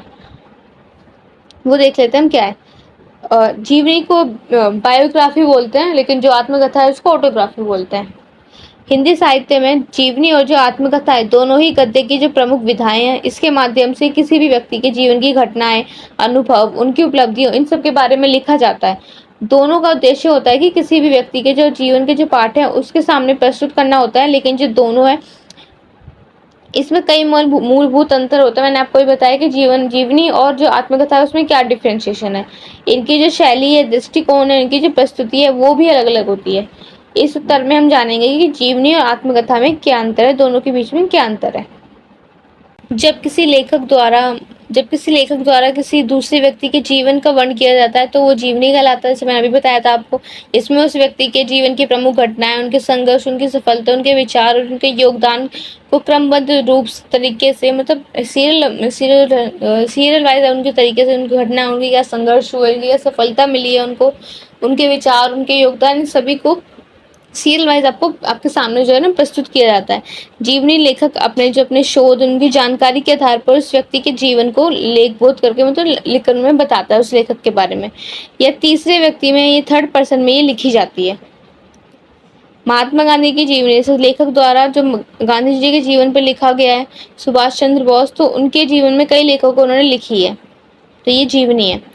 आत्मकथा ऑटोबायोग्राफी क्या होती है कि जब कोई व्यक्ति स्वयं अपने जीवन के बारे में लिखता है, उसे आत्मकथा कहा जाता है। जिसमें लेखक खुद अपने अनुभव, अपनी भावनाएं, अपने संघर्ष, विचार और जीवन घटनाएं उनको वर्ण करके बताता है। ये पहला व्यक्ति है, मतलब ये फर्स्ट पर्सन में लिखी जाती है, यानी मैं शैली में। तो आत्मकथा बहुत आत्मविश्लेषणात्मक एक भावना होती है, जिसमें लेखक अपनी सोच, अपनी गलतियां, अपनी भावनाएं खुलकर हमको बताता है। इसके उदाहरण है कि सत्य के प्रयोग जो महात्मा गांधी की आत्मकथा है, मेरा सच इंदिरा गांधी की आत्मकथा है। इन दोनों में डिफरेंस देख लेते हैं कि लेखक, तो कई जो अन्य लेखक हैं वो लिखते हैं जीवनी को, लेकिन जो आत्मकथा है वो व्यक्ति स्वयं लिखता है। दृष्टिकोण तीसरे व्यक्ति में वे आते रहते हैं, लेकिन पहले व्यक्ति में मैं अपने खुद लिखते हैं। ये उद्देश्य किसी के जीवन के बारे में ये बातें बताते हैं, ये अपने जीवन का व्यक्तित्व अनुभव करके उसको साझा करते, मतलब उसके बारे में वो खुद बताते हैं। भावनात्मक इसमें आती है कि इसमें भावनात्मक जुड़ाव भी होता है, लेकिन इसमें गहरी आत्मीयता होती है, भावनात्मक जुड़ाव भी होता है। उदाहरण है कि सुभाष चंद्र बोस की जीवनी, इसमें सत्य के प्रयोग गांधी जी द्वारा जो लिखी गई है। स्रोत है कि शोध और दूसरों की जानकारी पे ये जीवनी आधारित होती है, और ये स्वयं के अनुभवों पर आधारित होती है। निष्कर्ष, जीवनी और जो आत्मकथा है ये दोनों ही जीवन की घटनाओं को प्रभावशाली माध्यम से लेकिन दोनों की शैली और दृष्टिकोण से ही अलग होती हैं। जीवनी किसी व्यक्ति द्वारा किसी दूसरे के जीवन पर लिखी जाती है, जबकि आत्मकथा में व्यक्ति स्वयं अपने जीवन की कहानी लिखता है। और आत्मकथा में भावनाएं, विचार, आत्मनिरीक्षण, ये सारी जो गहरी अधिक बातें हैं, ये सब अधिक होती हैं। लेकिन जो जीवनी है उसमें तथ्य और जो घटना है उसको विशेष रूप से उसकी प्रस्तुति करने के लिए उस पर जोर दिया जाता है। दोनों विधाएं साहित्य, इतिहास और समाज के किसी व्यक्ति के जीवन से जुड़ने के लिए महत्वपूर्ण कार्य करती हैं, और ये हमें प्रेरणा देने के लिए एक माध्यम भी होती है। तो हमारा नेक्स्ट क्वेश्चन है, क्वेश्चन नंबर 7 है, उपन्यास के उद्भव और उसके विकास पे मैं प्रकाश डालना, उसके बारे में बताना है। तो हमें मोस्टली इसमें बताया गया है कि जो उपन्यास का जो उद्भव है, स्टार्टिंग कैसे हुई थी इसकी, और इसका विकास जो किस प्रकार से हुआ है। तो इस क्वेश्चन के अंदर हमें इसका आंसर देना है। तो इसका आंसर है कि हिंदी साहित्य की जो सबसे लोकप्रिय और जो प्रभावशाली विधा होती है वो उपन्यास होती है। उपन्यास एक ना महत्वपूर्ण अपना एक स्थान रखता है इन सब विधाओं के अंदर। उपन्यास वो जो रचना होती है जिसमें किसी व्यक्ति की, उसके समाज या उसके युग की जो कहानी है ना, उसको विस्तार मतलब उसको डिटेल्स में बताया जाता है। किसी घटना के बारे में पात्रों के माध्यम से, मतलब अलग अलग लोगों के माध्यम से उपन्यास में इस चीज़ के बारे में बताया जाता है कि इसमें एक कहानी होती है, कथा के रूप में चरित्र चित्रण भी होता है उसके अंदर। संवाद, वातावरण, समाज और जीवन की जो सारी सच्चाइयाँ हैं वो उसके अंदर मौजूद होती हैं। उपन्यास एक ऐसी पश्चिमी विधा है जिसे भारत में अंग्रेजी शासन के दौरान आई थी। से हिंदी में उपन्यास लेखन का जो आरंभ है वो 19वीं सदी में हुआ था। समय के साथ साथ ये जो विधा है इसने कई ज़्यादा मोड़ लिए थे। फर्स्ट ऑफ ऑल आपको समझना है, एक पश्चिमी ऐसी एक विधा है ये जो अंग्रेजी शासन के दौरान ये उस टाइम में आई थी, और ये कब आई थी, ये 19वीं सदी में आई थी। और समय के साथ साथ इस विधा ने कई कई मोड़ लिए थे, कई इसमें परिवर्तन आए थे। समाज के हर पहलू को इसने अपने भीतर, मतलब समाज के हर पहलू को उसने अपनी जो उपन्यास की जो लिखने की विधि है उसे सबको अपने अंदर समेट लिया था, मतलब अपने अंदर अपनी ओर आकर्षित कर लिया था। उपन्यास का उद्भव किस प्रकार से, शुरुआत कैसे हुई, तो देखते हैं। तो जो उपन्यास का जन्म है ना वो यूरोप में हुआ था। फर्स्ट ऑफ ऑल वो यूरोप में हुआ था। वहाँ जो 18वीं सदी में जो उपन्यास लेखन की शुरुआत है ना वो यहाँ से हुई थी। हमारे यहाँ पर 19वीं शताब्दी मतलब 19वीं में हुई थी, लेकिन जो यूरोप है वहाँ पे 18वीं सदी में स्टार्टिंग हुई थी। भारत में अंग्रेजी शासन के आगमन से उपन्यास जो विधा है उसका प्रवेश हुआ था। बंगाल, मराठी, उर्दू, इन सब के जो है ना हिंदी में उपन्यास लिखना स्टार्टिंग में इनसे स्टार्टिंग हुई थी। हिंदी का पहला उपन्यास माना जाता है परीक्षा गुरु, जो श्रीनिवास दास जी है ना, उन्होंने 1882 में लिखा था इसको। पहला ये हमारा उपन्यास माना जाता है परीक्षा गुरु। इसके अंदर नव जागरण, समाज सुधार और जो नैतिक शिक्षा है ना, इसका संदेश हमें मिलता है। इसमें फर्स्ट पॉइंट है कि आरंभिक काल के बारे में बताना। तो इस काल में जो उपन्यासों का उद्देश्य है वो शिक्षा देना, सुधार लाना, मतलब समाज की जो कुरीतियाँ हैं उनका सुधार लाना, और नैतिकता की जो भावना है वो सबको सिखाना। तो भाषा में संस्कृत इसके अंदर मिली हुई थी। शैली, उपदेशात्मक और कथनांक जो सरल होते हैं, ये सारी भाषाओं का इसमें यूज किया गया था। संस्कृत भाषा का इसमें निवेश था। शैली मोस्टली जो उपदेशात्मक जो कथनांक होती है नॉर्मल, तो जो पहले के टाइम में यूज होती थी वही सारी जो भाषा इसके अंदर मिली हुई थी। किस टाइम में थी, आरंभिक जो काल स्टार्ट होते उस टाइम में संस्कृती भाषा चलती थी। मुख्य इनके उपन्यासकार कौन थे, तो श्रीनिवास दास जी, जिन्होंने पहले जो उपन्यास लिखा वो परीक्षा गुरु था। लाला श्रीनिधि, भक्त सर्विस, इसके अंदर इन्होंने ये उपन्यास लिखा था। बालकृष्ण भट्ट, नवरस, इन्होंने लिखी थी। और देवकी नंदन खत्री ने चंद्रकांता, जिसमें रहस्य और रोमांच का एक नया संसार है।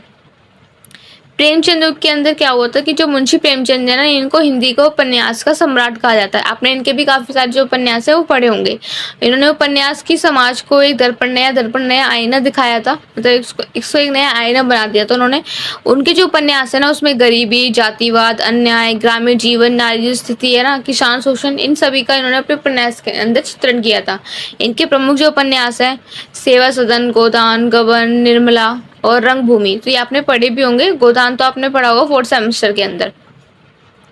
तो प्रेमचंद के समय में ये उपन्यास यथार्थ समाज, जो संवेदना से जो समाज से जुड़ी जो शोषण है, उनके साथ जो लोगों के साथ व्यवहार होता था, जाति के नाम पे कितने सारे व्यवहार होते थे, तो इन सभी चीजों से जुड़कर उन्होंने इस उपन्यास को बनाया था। थर्ड है कि प्रगतिवाद जो काल है उसमें क्या हुआ था। तो इस काल में उपन्यास समाजवाद, वर्ग संघर्ष में पिछड़े वर्ग के लोगों के साथ जो भेदभाव हो रहा था उस पर संघर्ष करने के लिए, श्रमिक जो मजदूरों का जो जीवन है उसके बारे में, स्वतंत्रता संग्राम, इन सभी विषयों से ये उपन्यास प्रभावित हुआ था। तो लेखक ने उपन्यास में परिवर्तन और क्रांति का माध्यम बनाया था इसको। प्रमुख जो उपन्यासकार कौन थे? यशपाल, अमृतलाल नागर, अज्ञेय, राहुल संस्कृतान। इनके उपन्यास क्या थे? दिव्या जो यशपाल ने लिखा था, वोल्गा से गंगा, राहुल संकीर्तन। फोर्थ पॉइंट है प्रयोगवादी और मनोवैज्ञानिक युग में। तो इस दौर में उपन्यास में व्यक्ति की जो आंतरिक दुनिया होती है, उनके मानसिक स्थिति के बारे में, उनके अस्तित्व की चिंता के बारे, इसके रिलेटेड जो भी सब्जेक्ट रिलेटेड जो भी विषय थे इनके, उसके बारे में बताया गया। इसमें शैली में, प्रयोग लेखन में बहुत गहराई दिखाई देती है। मुख्य उपन्यास के आते उसमें अज्ञेय, निर्मल वर्मा और मोहन राकेश है। समकालीन युग में 1970 से वर्तमान तक तो जब उपन्यास विविध विषयों पर जब लिखे जाने लगे, ऐसे स्त्री विमर्श, दलित विमर्श, आदिवासी जीवन जो जीते, आधुनिक शहरी जीवन जीते हैं, बेरोजगार, भ्रष्टाचार, राजनीति, ये सारे जो पर्यावरण है वो इसके अंदर मौजूद थे इस उपन्यास। समकालीन जो युग था ना, वो समकालीन 1970 से स्टार्ट हुआ था और अभी तक ही चल रहा है। तो ये समकालीन युग ही चल रहा है। नई पीढ़ी के लेखक तकनीक, शैली और सोच में भी नएपन लाने लगे हैं। डिजिटल युग में उन्होंने उपन्यास अब ऑनलाइन भी पढ़े जा सकते हैं। तो अब जो उपन्यास है वो ऑनलाइन पढ़े जाते हैं। अब बुक्स कोई नहीं लेता है। बुक्स पहले छपती थी ना, आरंभिक काल में बुक्स मिलती थी, लोग उसको पढ़ते थे, लेकिन अब डिजिटल माध्यम आ गया, लोग डिजिटली उपन्यास को पढ़ लेते हैं। जो समकालीन उपन्यासकार हैं वो है मन्नू भंडारी, कमलेश्वर, उषा प्रियबंदा, प्रभा खेतान, चेतन भगत। जो हिंदी अनुवाद में इनका लोकप्रिय, इनका हिंदी में ही मिलेगा आपको। और उपन्यास की विशेषताएं क्या है? तो ये एक लंबी कथा और गहरे चरित्र चित्रण होते हैं इसके अंदर। ये सामाजिक और जो मानवीय विषयों की जो प्रस्तुति है ना, उसको दिखाती है उपन्यास के थ्रू। विविधता इसके अंदर, प्रेम, राजनीति, संघर्ष, विचार, ये सारी भावना इसके अंदर होती हैं। कल्पना और यथार्थ का एक संतुलन, एक मिक्सचर बन के होता है। पाठक को जोड़ने वाली एक शैली होती है, जो भी पढ़ रहा है उसको जोड़ने के लिए एक शैली बनाई जाती है उपन्यास के थ्रू। तो उपन्यास एक जीवंत और बहुआयामी एक साहित्यिक जो विशेषता है वो है जो समय के साथ साथ निरंतर विकसित हो रही थी। इसकी शुरुआत नैतिक और शिक्षा पर जो कथाएं होती है ना, शिक्षा से जुड़ी जो कथाएं होती हैं, वो आज भी हर समाज के हर पहलू को छूने वाली एक विधा बन गई है। प्रेमचंद से लेकर समकालीन जो लेखक हैं उन तक उपन्यास ने पाठकों के मन को छुआ है और समाज को तस्वीरों के शब्दों में ढाला है। और आज का उपन्यासकार न केवल कहानी सुनाता है, बल्कि सोचने, समझने और जो सवाल करने उसके लिए भी प्रेरित करता है।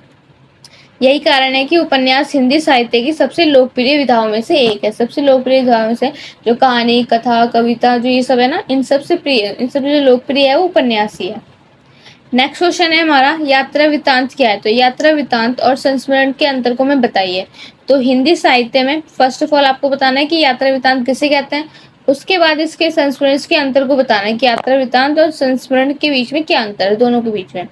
तो हिंदी साहित्य में लेखन की कई विधाएं होती हैं। इसमें लेखक अपने अनुभव, अपने विचार, अपने जीवन की जो घटनाएं हैं उनको पाठकों तक पहुंचाता है। पाठक मतलब जो पढ़ रहे हैं उसको। इन्हीं विधाओं में से दो प्रमुख होते हैं, यात्रा वृत्तांत और संस्मरण। तो ये दोनों लेखक के जीवन से जुड़ी घटना इस पर आधारित होते हैं। ये बताते हैं कि दोनों का जो विषय है, उनका उद्देश्य, उनकी शैली ये अलग होती है। तो इसमें हम जो आंसर है इसमें हम यही पढ़ेंगे कि दोनों के बीच में क्या डिफरेंशिएशन है। यात्रा वृत्तांत, तो यात्रा वृत्तांत एक ऐसी साहित्यिक विधा होती है इसमें लेखक अपनी किसी यात्रा के अनुभव को रोचक ढंग से लिखता है। इसमें लेखक उस स्थान के वातावरण, वहाँ की जो संस्कृति है, वहाँ के जो लोग हैं, वहाँ का प्रकृति, वहाँ का मौसम कैसा है, वहाँ उन्होंने क्या क्या किया, तो ये सारी चीजें वो अपने यात्रा वृत्तांत में बताते हैं। जैसे आप लोग कहीं यात्रा करने जाते हो, आप कहीं घूमने जाते हो, तो अपने फ्रेंड सर्कल में अपनी जो आपकी जर्नी होती है उसको शेयर करते हो, या फिर आपकी डायरी लिखने की हैबिट है। आप अपनी जर्नी जो भी किया, आपने जो भी इंजॉयमेंट किया, कैसे कैसे वहाँ का वातावरण था, वहाँ का जो स्थान वो कहाँ का रहते हैं, वहाँ की संस्कृति के बारे में बताते हो। तो ये सारी चीज़ें आपकी यात्रा वृत्तांत के अंदर आती है। अपनी पूरी जो यात्रा है उसके बारे में लोगों को बताते हो। तो वहाँ की बोली, वहाँ के रहन सहन, खान पान, वहाँ के ऐतिहासिक धार्मिक स्थल, वहाँ की घटित जो घटना है उन सब के बारे में आप लिखते हो। उसके बारे में आप जैसे डायरी लिखते हो ना, किसी को अगर आदत होती है डायरी लिखने की, तो ये सारी चीज़ें अपनी डायरी के अंदर लिखकर बताता है कि उन्होंने अपनी जो ट्रिप में वहाँ पर क्या क्या किया। तो यात्रा वृत्तांत में लेखक बताते हैं कि उसने अपनी यात्रा के दौरान क्या देखा, क्या अनुभव किया, उसका मन किस बात से प्रभावित हुआ। ये सारी जो बातें ना, ये पाठक ऐसे अनुभव करवाती हैं और वो खुद उस यात्रा में शामिल हो जाते हैं। मतलब ना जब कोई ऐसा पढ़ता है तो उनको ऐसा लगता है कि हाँ वो उस यात्रा में वो भी वहीं मौजूद होंगे, उनको भी लगता है कि उसी यात्रा में वो लोग मौजूद होंगे। पढ़ के वो ऐसे अपने जो पाठक जो विधा को इस तरह से कर देते हैं कि पाठक को लगता है कि वो उस यात्रा में शामिल होते हैं। उदाहरण में क्या है कि राहुल जो संस्कृत उनकी मेरी तिब्बत यात्रा, जो इसमें अपने वो मेरी तिब्बत यात्रा में वो गए थे, तो उन्होंने अपने यात्रा वृत्तांत को लिखा था। विद्या निवास मिश्र जी की यात्रा की पृष्ठ संस्मरण, इस संस्मरण को देख लेते हैं कि दोनों में क्या डिफरेंस है।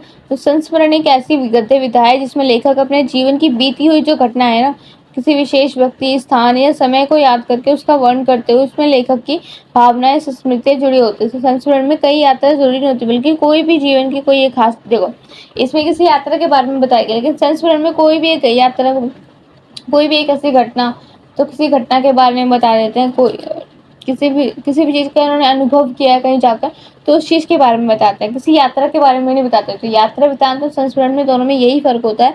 ये हमें जीवन की जो बीत रही जो कोई भी घटना होती है ना, उस चीज के बारे में वो लेखक अपनी उसके बारे में लिखते हैं। तो संस्मरण और जो यात्रा वृत्तांत है, इन दोनों में यही डिफरेंस है।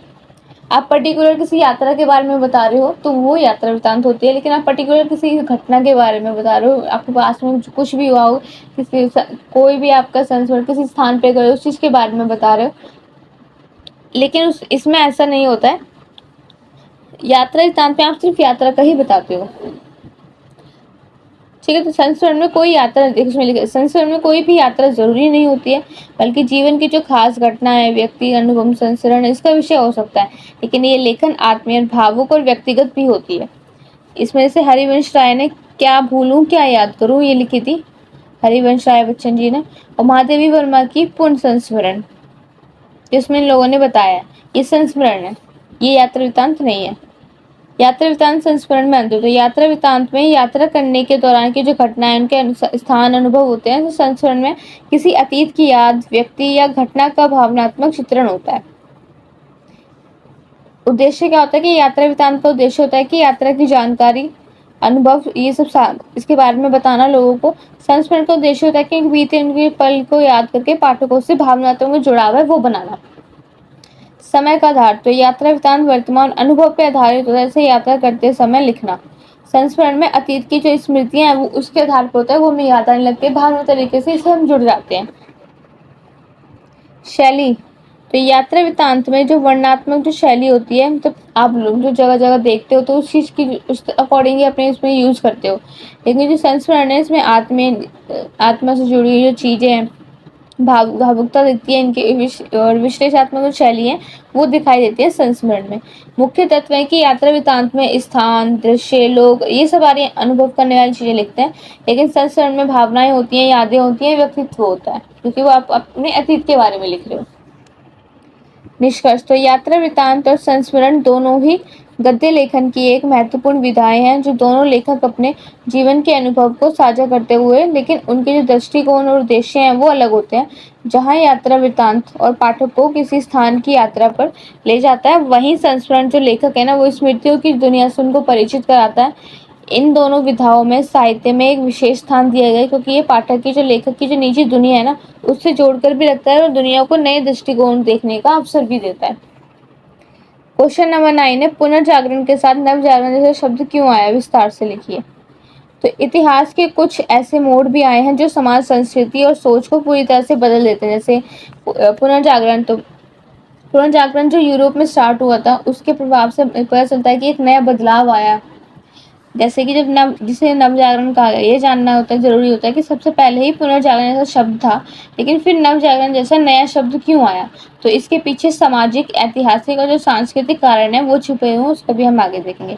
पुनर्जागरण का मतलब होता है फिर से जगाना। तो ये शब्द जब यूरोप के इतिहास से जुड़ा, तो 14वीं से 17वीं शताब्दी है उसके बीच में यूरोप जब लोग अंधविश्वास, धार्मिक जो कट्टरता है, गुलामी जैसे इन सब से बाहर निकलकर वो विज्ञान, तर्क, कला, स्वतंत्रता, मानवता की ओर लौट गए, तो इसी आंदोलन को पुनर्जागरण कहा गया। क्योंकि जो तो यूरोप जो उनके अपने जो अंधविश्वासी, धार्मिक जो कट्टरता है इन सब में जी रहे थे, लेकिन धीरे धीरे वो इन सब से बाहर आए, विज्ञान की तरफ उनका तर्क की तरफ बढ़े, कला, स्वतंत्रता और मानवता की भावनाएं जो उनके वो वापस लौट कर आई। तो जो यूरोप है ना उसको दोबारा से जीवन स्टार्ट हुआ, फिर से वो लोग जाग गए थे।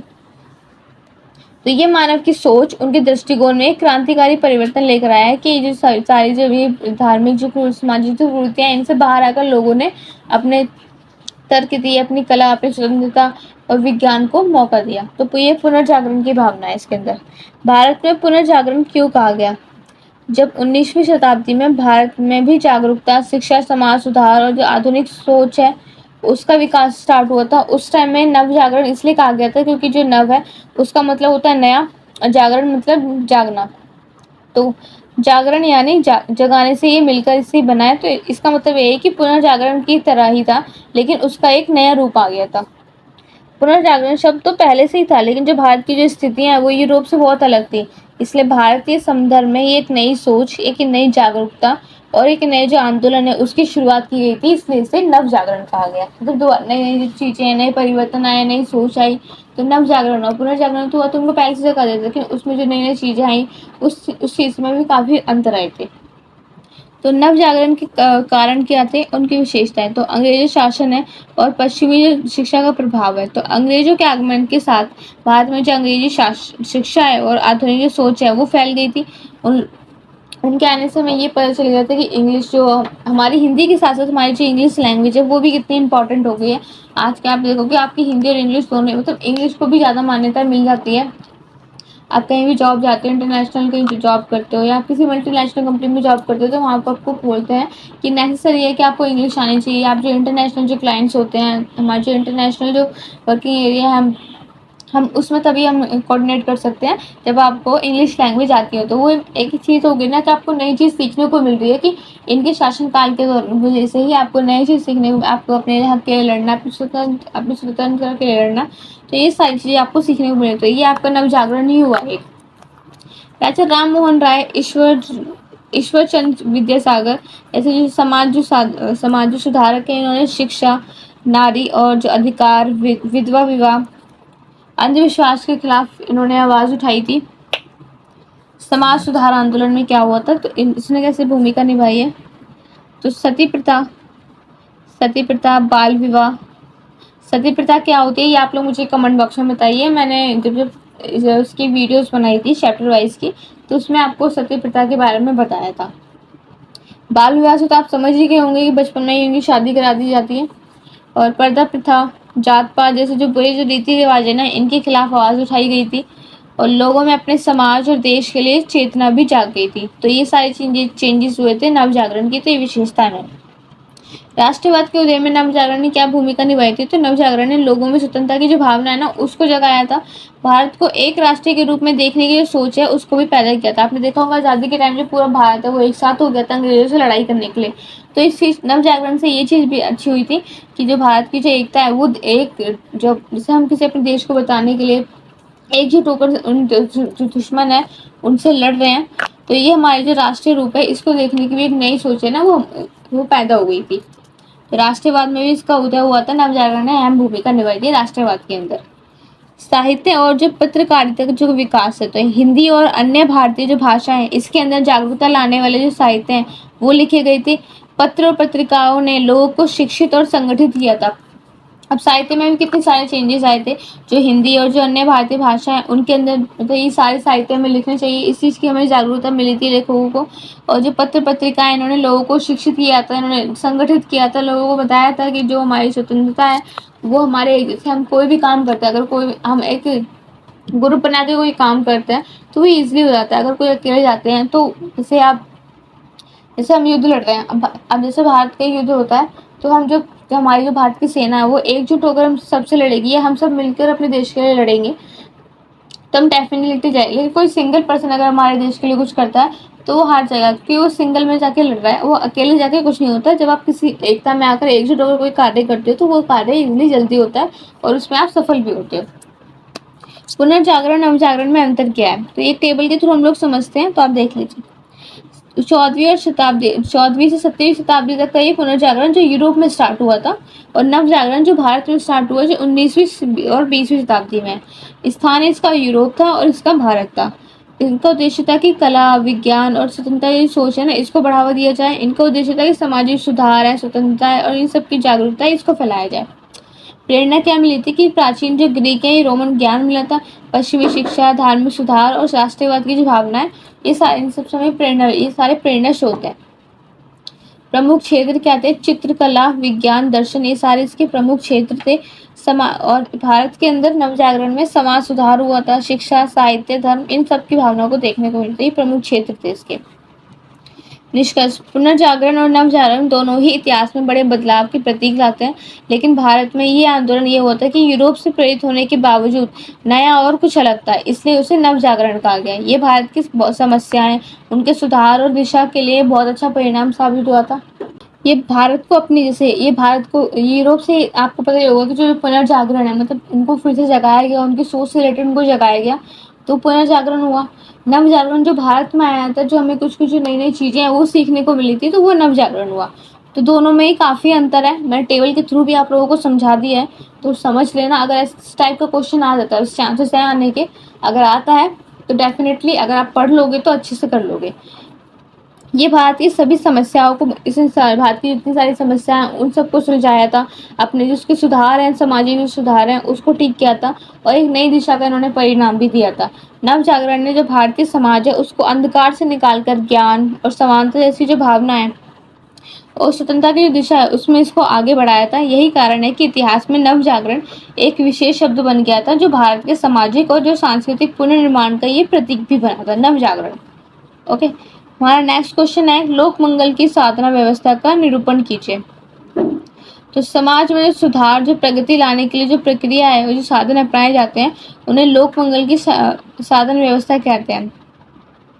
इसका क्या उद्देश्य होता है कि समाज के जो हर वर्ग के लिए जो खुशहाली, हम किसी के लिए से खुशहाली मतलब उनको खुश करने के तरीके, सुख शांति, वहाँ की समानता को सुनिश्चित करने के लिए होता है। ये इनका उद्देश्य यही है।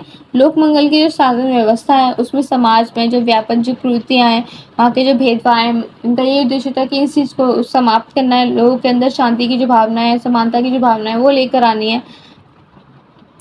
और इसको समाप्त करने के लिए कई उपाय भी किए जाते हैं, जो समाज के प्रत्येक व्यक्ति की भलाई के लिए हो। स्वतंत्रता की भलाई के लिए, तो समाज में अगर शांति रहेगी तो उस सभी लोगों की भलाई होगी, और जिसे हम समाज सुधारक, कल्याणकारी और समृद्धि की दिशा में इसमें उठाए गए कदमों के रूप में हम इसको देख सकते हैं। तो वो आप एक बार देख लीजिए, लोक मंगल की साधन व्यवस्था के प्रमुख क्या पहलू है। जैसे शिक्षा का प्रचार और प्रसार। लोक मंगल के शिक्षा में सबसे महत्वपूर्ण एक साधन माना गया है। जब लोग शिक्षित होते हैं तो वो अपनी सोच को सही दिशा में मोड़ सकते हैं। अब जैसे आपने ऐसे ही चैप्टर पढ़ लिया, आपने जो हिंदी साहित्य आपका चैप्टर है, ये चिंतन है, ये आपने इसको पढ़ लिया। मैं जो भी आपसे क्वेश्चन पूछती हूँ वो आप कमेंट बॉक्स में मुझे बताओगे, ठीक है। अगर इस वीडियो में कुछ भी गलती होती है, आप वीडियो देखते हो पूरी, तो आप बताते हो कि हाँ इस जगह आपने ये गलती की है। तो इसमें यही बताया गया है कि जब आप शिक्षित होते हो तो आपको अपनी सोच के अकॉर्डिंग तो किस दिशा में जाना है, क्या चीज़ गलत है, क्या सही है, क्या आप बता सकते हो। तो इसमें शिक्षा का प्रचार और प्रसार हुआ, तो शिक्षा हमारे जीवन में कितना महत्वपूर्ण है। अगर आप उसे जैसे किसी ने चैप्टर पढ़ा ही नहीं है बुक में से, ये जो बुक है किसी ने पढ़ी नहीं है, कोई पढ़ता ही नहीं है, आप फर्स्ट ऑफ ऑल ये फर्स्ट वीडियो देख रहे हो, आपको इस सिलेबस के बारे में, इस सब्जेक्ट के बारे में कुछ पता नहीं है, तो आप मुझे बता ही नहीं सकते कि इसके अंदर क्या गलती हुई है, क्या वर्ड गलत लिखा है और मैंने क्या गलत बोला है। तो आप ये चीज़ नहीं बता सकते कि मैंने ठीक से एक्सप्लेन नहीं किया या फिर मैंने इस वर्ड का मीनिंग नहीं बताया आपको। तो आप ये सब तभी बताओगे ना जब आपने इस चैप्टर को पढ़ा होगा ठीक से। तो बस यही चीज़ है कि जो शिक्षा है ना, वो जब लोग शिक्षित होते हैं ना, तभी वो अपनी सोच को सही दिशा में मोड़ सकते हैं। तभी आप मुझे बता सकते हो कि मैम इस चैप्टर के अंदर ये बताया गया है और जो आपने क्वेश्चन पूछा उसका आंसर ये है। तो आप गलतियां दे पकड़ सकते हो। आप अगर कोई भी चैप्टर अपना, अगर आपको कोई स्पेसिफिक चैप्टर कवर किया जाए, उसमें बोला जाए कि आपको उसके क्वेश्चन ढूंढ के उसको पढ़ के आना है, फिर मैं आपसे जो क्वेश्चन करती हूँ उससे आप लोगों के डाउट्स क्लियर होते हैं और आप लोगों की जो एजुकेशन है वो इंक्रीज होती है। और समाज में जो व्यापक अंधविश्वास है, समाज जो भेदभाव है, जो अनैतिक जो भावना है ना, अगर आपको नॉलेज होगी, आपकी एजुकेशन होगी, तो ये जो सारी भावना है इसको हम खत्म कर सकते हैं। राजा राम मोहन राय और ईश्वरचंद्र विद्यासागर जैसे समाज सुधारक हैं, इस शिक्षा को महत्व देते थे। इन्होंने इस समाज में हर वर्ग तक पहुंचने के लिए कदम उठाए थे कि सभी लोग शिक्षित हो सकें। आप लोग शिक्षित होगे तभी तो आपको ज्ञान होगा कि अंधविश्वास, ये सामाजिक भेदभाव, इन सब से आपकी जो भावना है ये खत्म हो सकती है। ये सारी जो क्रूरतियाँ, सामाजिक कुरीतियाँ, वो हम खत्म कर सकते हैं। शिक्षा से ही लोग अपने अधिकार के प्रति, अगर आप शिक्षित होगे तभी तो अपने अधिकार के प्रति जागरूक रहोगे, आपको पता होगा कि आपके क्या-क्या अधिकार है। अभी मैं पूछूँगी कि मौलिक अधिकार हमें कौन-कौन से मिले हैं, तो सब बता दोगे, सबने पढ़ा है, सबको पता है कि आपको कौन-कौन से अधिकार मिले हुए हैं। तो इसलिए शिक्षा जो होती है ना, बहुत महत्वपूर्ण एक महत्वपूर्ण एक चीज़ होती है, जो हर किसी व्यक्ति के पास होनी चाहिए, चाहे वो पिछड़े वर्ग के लोग हों, चाहे सामान्य लोग हों या गरीब लोग हों, सबके पास शिक्षा का अधिकार होता है। अब जैसे स्कूल में जाते हो तो जो टीचर्स है, वो सबको इक्वली पढ़ाता है, वो भेदभाव करके नहीं पढ़ाता ना कि तुम पिछड़े वर्ग के लोग हो, तुम गरीब हो, वो अमीर है। सबको, उसकी क्लास में जो सारे बच्चे होते हैं वो इक्वल होते हैं उनके लिए, वो सबको एक जैसा ही पढ़ाते हैं। तो शिक्षा जो अपने शिक्षा और शिक्षक दोनों ही इनके जो अपने अधिकार है उसके प्रति उनको जागरूक करता है। अब शिक्षा में ये भी आएगा कि ज़रूरी नहीं है आप स्कूल में कुछ सीखते हो, अपने घर में कुछ सीखते हो, अपने रिलेटिव से कुछ भी सीखते हो। तो वही है जिससे समाज में समानता और समरसता का भाव विकसित होता है। तो एग्जैक्टली आप समझ में आ रहा होगा ना आपको क्या बताना चाह रही हूँ। समाज की जो कुरीतियाँ हैं उसका उन्मूलन, तो लोक मंगल की जो साधन व्यवस्था है ना, उसमें समाज की जो बुराइयाँ, कुरीतियाँ हैं, जो भेदभाव और ये शोषण होते थे समाज में लोगों के साथ, उनको खत्म करना है, ये इनका महत्वपूर्ण कदम बन गया था। अब आगे देखते हैं सती प्रथा। सती प्रथा चलो मैं बता देती हूँ आपको। जैसे किसी जो कोई पुरुष है उसकी अगर डेथ हो जाती है तो उसकी जो वाइफ होती है, उनकी जो पत्नी होती है, उनको जब उनका अंतिम संस्कार करने जाते हैं तो उसी चिता में उनको बिठा दिया जाता है। जैसे अभी होता है ना, अभी अगर किसी की डेथ होती है तो ऐसा नहीं होता, उनका अंतिम संस्कार किया जाता है, उनकी वाइफ, उनके फैमिली होती है उनके साथ ही रहती है। लेकिन उस टाइम में ऐसा नहीं होता था, उस टाइम में उनकी जो पत्नी होती है उनको उनके साथ जिंदा जला दिया जाता था। बाल विवाह, छोटे बचपन में ही शादी करवा दी जाती थी। जातिवाद के नाम पर भेदभाव, पर्दा प्रथा होती थी। अब पर्दा प्रथा क्या होती है ये आप मुझे कमेंट बॉक्स में बताइए। ओके। धार्मिक अंधविश्वास, ये सारी जो कुरीतियाँ ये समाज के कल्याण में ये बाधक थी।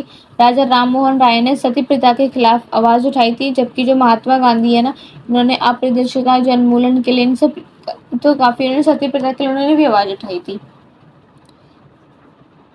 जब समाज में इन कुरीतियों का जो उन्मूलन होने लगा तब लोगों के जो अधिकार है उसको समान और समाज में सुधार भी होने लगा। जब आप किसी चीज के लिए लड़ोगे, समाज में अपनी कुरीतियों के खिलाफ लड़ोगे तो एग्जैक्टली आप जो सफल हो जाओगे। आर्थिक सुधार और जो समृद्धि का जो निर्माण है उसके बारे में बात करेंगे। तो लोक मंगल की जो साधन व्यवस्था है उसमें जो आर्थिक सुधार है वो महत्वपूर्ण स्थान है। अगर लोगों के पास रोजगार के अवसर, बेहतर जीवन स्तर और स्वास्थ्य सेवा होंगी तो समाज में खुशहाली ही आएगी। स्वतंत्रता संग्राम के नेताओं ने भारतीय जो अर्थव्यवस्था है उसको आत्मनिर्भर बनाने के लिए ग्रामीण भारत के उत्थान में कई योजनाएं बनाई थी, जो समाज को कमजोर वर्ग के लिए से आर्थिक सहायता, कामकाजी अवसर और साधनों की समान उपलब्धता मिलनी चाहिए उन लोगों को भी। अकॉर्डिंग जो अल्पसंख्यक से अल्पसंख्यक बहुसंख्यक लोग हैं, तो दोनों अल्पसंख्यक और बहुसंख्यक है, दोनों कैटेगरी के जो लोग हैं, इन दोनों को समान अधिकार, समान उपलब्धियां मिलनी चाहिए।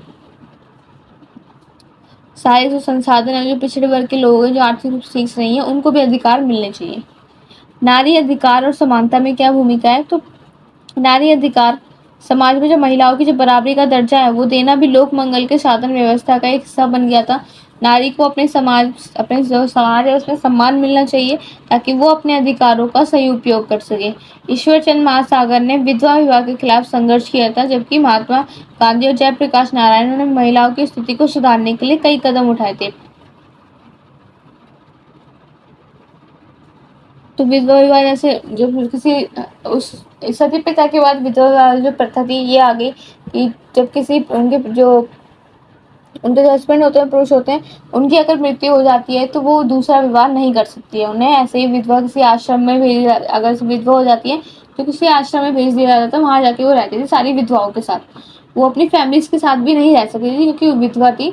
अब तो उसके बाद से उन्हें किसी आश्रम में रखा जाता था। आपने अगर पुरानी टीवी सीरियल्स में देखा होगा या किसी मूवी के अंदर देखा होगा, जो वाराणसी है वहाँ का सीन दिखाया होगा कि जो विधवाएं सारी वो एक ही आश्रम में रहती थी, चाहे वो मतलब यंग हो या फिर वो ओल्ड हो, सारी एक साथ रहकर वहीं अपना कार्य करती थी, वहीं उनका जीवन बीतता था। वो अपनी फैमिलीज को छोड़कर वहीं अपनी उनकी जो विधवाएं, जो औरतें, जो और भी औरतें उनके साथ रहती थी, वो वहीं पर साथ में रहते थे, अपनी फैमिलीज के साथ नहीं रहते थे उस टाइम में। तो उन्होंने जो ईश्वर चंद्र विद्यासागर ने इस चीज का विरोध भी किया था।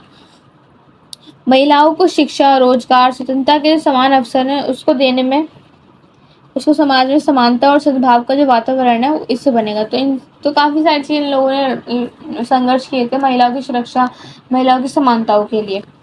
राजनीतिक जागरूकता और समान अधिकार। तो लोक मंगल की शासन व्यवस्था में ये ज़रूरी था कि हर नागरिक को समान राजनीतिक अधिकार मिले, वो अपने अधिकारों के प्रति जागरूक हो। स्वतंत्रता संग्राम के दौरान भारतीय जो नेता हैं उन्होंने राजनीतिक जो स्वतंत्रता है उसकी लड़ाई लड़ी थी, ताकि जो भारतीय हैं वो अपने शासन का हिस्सा बनने के लिए उनको अधिकार मिल सके। लोकतंत्र अधिकार की संरक्षण, मतलब जो अधिकार लोकतांत्रिक रूप से जो अधिकार मिले उसकी सुरक्षा वो लोग कर सके। न्याय व्यवस्था के थ्रू स्वतंत्रता जैसे तत्व है उनके समाज की जो स्थिरता है उसका विकास होना आवश्यक था। निष्कर्ष देख लेते हैं कि लोक मंगल की जो साधना व्यवस्था है ना वो एक व्यापक है, सामूहिक प्रयास है जो शिक्षा, सामाजिक सुधार, आर्थिक कल्याण, नारी अधिकार इन सब का संरक्षण होती है। और राजनीतिक जो जागरूकता है इसमें शामिल होते हैं। जब समाज के जो प्रत्येक व्यक्ति है उसको समान अवसर मिले और जिसे अपने अधिकार जो ज्ञान होता है, तब भी वो समाज में वास्तविकता और सुधार प्रगति है वो संभव होती है। एग्जैक्टली मतलब यही है कि लोक मंगल ने इससे अपनी शासन व्यवस्था में अपनी एक अहम भूमिका निभाई। इसने हमारी शिक्षा, सामाजिक सुधार, आर्थिक जो कल्याण, जो नारी के प्रति जो अधिकार है उन सबको सुरक्षित करने के लिए इन्होंने एक अहम कदम उठाया। जो राजनीतिक जागरूकता है उसको भी इन्होंने लोगों को इसके प्रति जगाया। तो आज भी जो लोक मंगल की जो शासन व्यवस्था है ना इसके पहलू को समझने के लिए लोग लागू करने की आवश्यकता है, ताकि समाज में समानता, शांति और खुशहाली बनी रहे। समाज का सुधार केवल उन लोगों के प्रयासों से संभव था जो समाज के कल्याण के लिए अपनी भूमिका निभाते। अगर वो लोग कोशिश ही नहीं करते तो ये सब संभव भी नहीं हो पाता। हमें लोक मंगल की शासन व्यवस्था को प्राथमिकता देनी चाहिए और समाज की जो समृद्धि है उसको बढ़ने के लिए संभव प्रयास भी हमें करना चाहिए। आलोचना के स्वरूप का व्याख्याकित कीजिए। तो आलोचना क्या है? आलोचना एक ऐसी प्रक्रिया है जिसमें हम किसी भी कृति, किसी विचार या व्यक्ति के जो गुण है ना उसके गुण और दोष उसके बारे में दोनों बताते हैं। अगर मैं आपको किसी के ऊपर बात बताने के लिए बोलूँ कि आपके गुण और दोष दोनों बताने हैं तो वो आपकी आलोचना है। अगर जैसे बोल रहे हैं गांधी जी के ऊपर आलोचना की है, किसी टॉपिक के बारे में बोलूंगी कि इसके ऊपर आलोचना की, तो आलोचना का मतलब ये होता है किसी भी उसके अपने विचार बताना, उसके बारे में किसी व्यक्ति के गुण या दोष के बारे में बताना, उसका मूल्यांकन करना। ये केवल नकारात्मक के आलोचना करने का कार्य नहीं होता है। मतलब ये नहीं होता कि आप उसको नेगेटिव पॉइंट बता रहे हो, उसके नेगेटिव कार्य बता रहे हो, बल्कि आप ये कृति उसके विचार की गहरी समझ उसके बारे में ये व्यक्त करके बताता है कि आलोचना का उद्देश्य केवल उसके दोष निकालना नहीं होता, बल्कि किसी रचना की जो गुणवत्ता है, उसके उद्देश्य हैं, उसके प्रभाव को हमें समझाता है कि उसकी अच्छाइयों को उजागर करना भी होता है। कि ये नहीं आप उसके जो नेगेटिव पॉइंट्स है वही बता रहे हो, आप उसकी अच्छाइयों के बारे में बता रहे हो, तो ये एक आलोचना के भाग में ही आती है। साहित्यिक जो आलोचना है ना उसके माध्यम से हम साहित्य, कला, संस्कृति को बेहतर समझ सकते हैं और उनका मूल्यांकन भी कर सकते हैं। आलोचना के स्वरूप को समझने के लिए ये जानना जरूरी है कि आलोचना केवल एक विधा नहीं होती, बल्कि एक दृष्टिकोण, एक सोच का एक हिस्सा होती है जो विभिन्न प्रकार के हो सकते हैं। आइए हम आलोचना के स्वरूप को विस्तार से समझ सकते हैं। तो जो आलोचना है इसके प्रमुख स्वरूप होते हैं। साहित्यिक आलोचना में क्या है? तो साहित्यिक आलोचना वो आलोचना होती है इसमें हम साहित्यिक जो रचना है उसका मूल्यांकन उसके बारे में बताते हैं, जैसे लेखक की शैली, उसके विचार, उसकी भाषा, संरचना, संदेश, इन सब के बारे में बताया जाता है। साहित्यिक जो आलोचना है उसके अंतर्गत हम देखते हैं कि लेखक अपनी रचनाओं में क्या संदेश देते हैं, समाज की संस्कृति और मानवता के इसमें क्या महत्व है, वो सारे हम साहित्यिक आलोचना के अंदर देखते हैं। उदाहरण के रूप में देखते हैं कि आधुनिकतावादी जो आलोचना है इसमें साहित्य को वर्तमान समय की समस्याएं, विचार, दृष्टिकोण से जोड़ के रखा जाता है आधुनिकतावादी आलोचना में। जबकि क्लासिकल जो आलोचना है उसमें जो परंपरागत दृष्टिकोण बनाती है, ये प्राचीन साहित्य के आदर्श हैं उस पर ज्यादा ध्यान केंद्रित करती है। सामाजिक आलोचना के बारे में क्या है?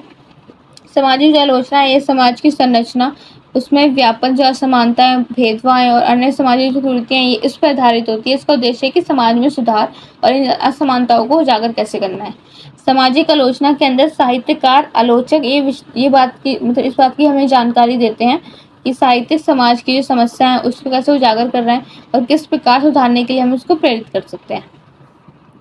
दलित साहित्य की आलोचना जैसे, तो ये साहित्य समाज के जो निचले वर्ग के लोग हैं उनकी स्थिति, उनके संघर्ष के बारे में हमें बताती है। जो नारीवाद आलोचना ये महिलाओं की स्थिति, उनके अधिकार, उनके संदर्भ में जो साहित्य की जो आलोचना है ये सब चीज़ें के बारे में बताती है। तो पॉइंट्स बताती है ना कि ना जो महिलाओं के लिए क्या उनकी क्या स्थिति बनी हुई है, कितने वो संघर्ष कर रही हैं वो। और दलित वर्ग के लोग, उनकी स्थितियाँ कैसे उनके साथ भेदभाव किया जाता है जाति के नाम पर, पिछड़े वर्ग के होने की वजह से उनको कुछ अधिकार हैं वो नहीं मिल पा रहे हैं, तो वो आलोचना करके उनके बारे में बताया जा रहा है। रचनात्मक आलोचना के अंदर क्या है कि रचनात्मक जो आलोचना है उसमें इस आलोचना को इसलिए कहा जाता है क्योंकि इसमें जो आलोचक है वो केवल नकारात्मक पक्ष पर नहीं है, बल्कि रचना के जो अच्छे पक्ष हैं, उनके विचार, उनके रचनात्मक जो प्रयास हैं उस पर चर्चा करके हमें बताता है। उनका प्रयास है कि किसी भी रचना को समझने के लिए उसकी गहराई को पहचानने का ये सही तरीका है। उदाहरण है काव्य आलोचना। तो काव्य आलोचना, इसमें जो कविता है इसकी जो शास्त्रीय तकनीक है, छंद, भाव, शैली, इस सब के बारे में बताया गया। सांस्कृतिक आलोचना के अंदर है कि सांस्कृतिक जो आलोचना है साहित्य कला के माध्यम से संस्कृति की जो पहचान, संरचना है, इसकी समीक्षा करते हैं और ये देखा जाता है कि जो साहित्य कला है ना वो समाज में किस प्रकार से सांस्कृतिक मूल्य, परंपराएं ये प्रस्तुत करते हैं। क्या वो समाज के सामूहिक जो अवबोधन है, इनका सामूहिक जो दृष्टिकोण है उसको सही दिशा, उसके लिए प्रेरित करते हैं या नहीं करते हैं, इसके बात की वो सुनिश्चित करता है वो। लोक कला, तो लोक कला और लोक साहित्य की आलोचना उदाहरण है इसका। इनमें जनजीवन की जो सांस्कृतिक परंपराएं, लोक कथाएं, इसके बारे में ये बताता है। दार्शनिक आलोचना, तो ये आलोचना साहित्य कला के जो दार्शनिक पहलू हैं इसके ऊपर केंद्रित करता है। इसमें विचार किया जाता है कि जो किसी रचना के भीतर कौन से दार्शनिक विचार मौजूद हैं, सिद्धांत, उनके दृष्टिकोण, ये सभी इसके अंदर आते हैं। ये रचनाओं को एक गहरी सोच और एक बुद्धिमत्ता जो मूल्यांकन है उसे जोड़ के रखती है। उदाहरण क्या है इसके? आधुनिक जो दार्शनिक आलोचना है इसमें रचनाओं को आधुनिक दार्शनिक विचारों के माध्यम से समझने का प्रयास किया जाता है, जो कि अस्तित्ववाद और निराशवाद से इनको जोड़ के रखता है। आलोचना का महत्व, तो महत्व के बारे में बताया गया है। तो आलोचना का जो महत्व है, आलोचना जो साहित्य इस कला को समझने का प्रयास किया है, इसमें सही मूल्यांकन हो रहा है, इसमें अत्यंत महत्वपूर्ण होती है। ये लेखक और कलाकार को अपनी रचनाओं में सुधार लाने के लिए इसको प्रेरित करती है और पाठकों को रचनाओं और उसकी गहरी समझ है वो प्रदान करती है। आलोचना समाज में सकारात्मक परिवर्तन लाने के लिए एक महत्वपूर्ण ये उपकरण होती है, क्योंकि ये लोगों को विचारशील और जागरूक भी बनाती है। तो साथ ही आलोचना समाज की जो असमानता है, उसकी कुरीतियां हैं, वो अन्य मुद्दे को उजागर करने के लिए एक प्रभावशाली माध्यम भी बन सकती है। निष्कर्ष है कि आलोचनात्मक जो ये नकारात्मक, मतलब मैंने बताया कि आलोचना का मतलब ये नहीं कि आप उसके नकारात्मक जो पॉइंट है सिर्फ उसको ही बताओ, उसकी अच्छाई के बारे में भी बताना चाहिए, बल्कि जब रचनाओं को समझने, उसको सुधारने के लिए अगर आप किसी की आलोचना इतनी करते रहोगे तो वो अपने अंदर की जो क्वालिटीज है उनको कैसे दिखाएगा। उनकी जो सकारात्मक, जैसे किसी व्यक्ति के बारे में बता रहे हो तो आप सिर्फ उसकी बुराइयां बताते रहोगे कि आपने हाँ ये किया, आपने ये किया, लेकिन जब आप उसके पॉइंट्स, जो सकारात्मक उसके पॉइंट्स है उसके बारे में नहीं बताओगे तो वो अपनी गलतियां, नकारात्मक चीजों से सुधार करते हैं। लेकिन जब आप पूरी चीज उसके बारे में बताओ, किसी व्यक्ति के बारे में बता रहे हो, आप बता रहे हो सारे उसके जो नेगेटिव पॉइंट्स है आप उसके बारे में बता रहे हो, लेकिन उसको पॉजिटिव जो पॉइंट्स है अगर आप उसको भी नहीं बताओगे तो वो अपनी चीजों को सुधारेगा कैसे? वो तो डिप्रेस हो जाएगा, मतलब डिमोटिवेट हो जाएगा ना कि हाँ कि वो अच्छा नहीं कर रहा है, तो वो ये काम कर ही नहीं सकता है। तो बस यही है कि समाज में सकारात्मक बदलाव लाने के लिए ना ये दृष्टिकोण जरूरी होता है कि आप सिर्फ, जरूरी नहीं है कि आप सिर्फ उसका नकारात्मक जो दृष्टिकोण है उसके बारे में बताओ। ये किसी भी रचना की गुणवत्ता, उसके विचार, उसके जो सामाजिक और सांस्कृतिक दार्शनिक पहलू है उसके बारे में बताता है। साहित्य, कला और समाज के संदर्भ में यह आलोचना महत्वपूर्ण भूमिका निभाती है और ये हमें सही, गलत, अच्छे, बुरे, सत्य, असत्य के बीच में अंतर प्रदान करने की क्षमता प्रदान करती है। आलोचना के विभिन्न स्वरूप को समझकर हम साहित्य और समाज दोनों को बेहतर तरीके से समझ सकते हैं और उनका सही मूल्यांकन कर सकते हैं। क्वेश्चन नंबर 12 है, ये हमारा लास्ट क्वेश्चन रहने वाला है। विसंगति किसे कहते हैं? तो हिंदी साहित्य में सामान्य रूप से जीवन में कभी भी कुछ ऐसी स्थितियां उत्पन्न हो सकती हैं जो आपस में मेल नहीं खाती हैं, विरोधी होती हैं।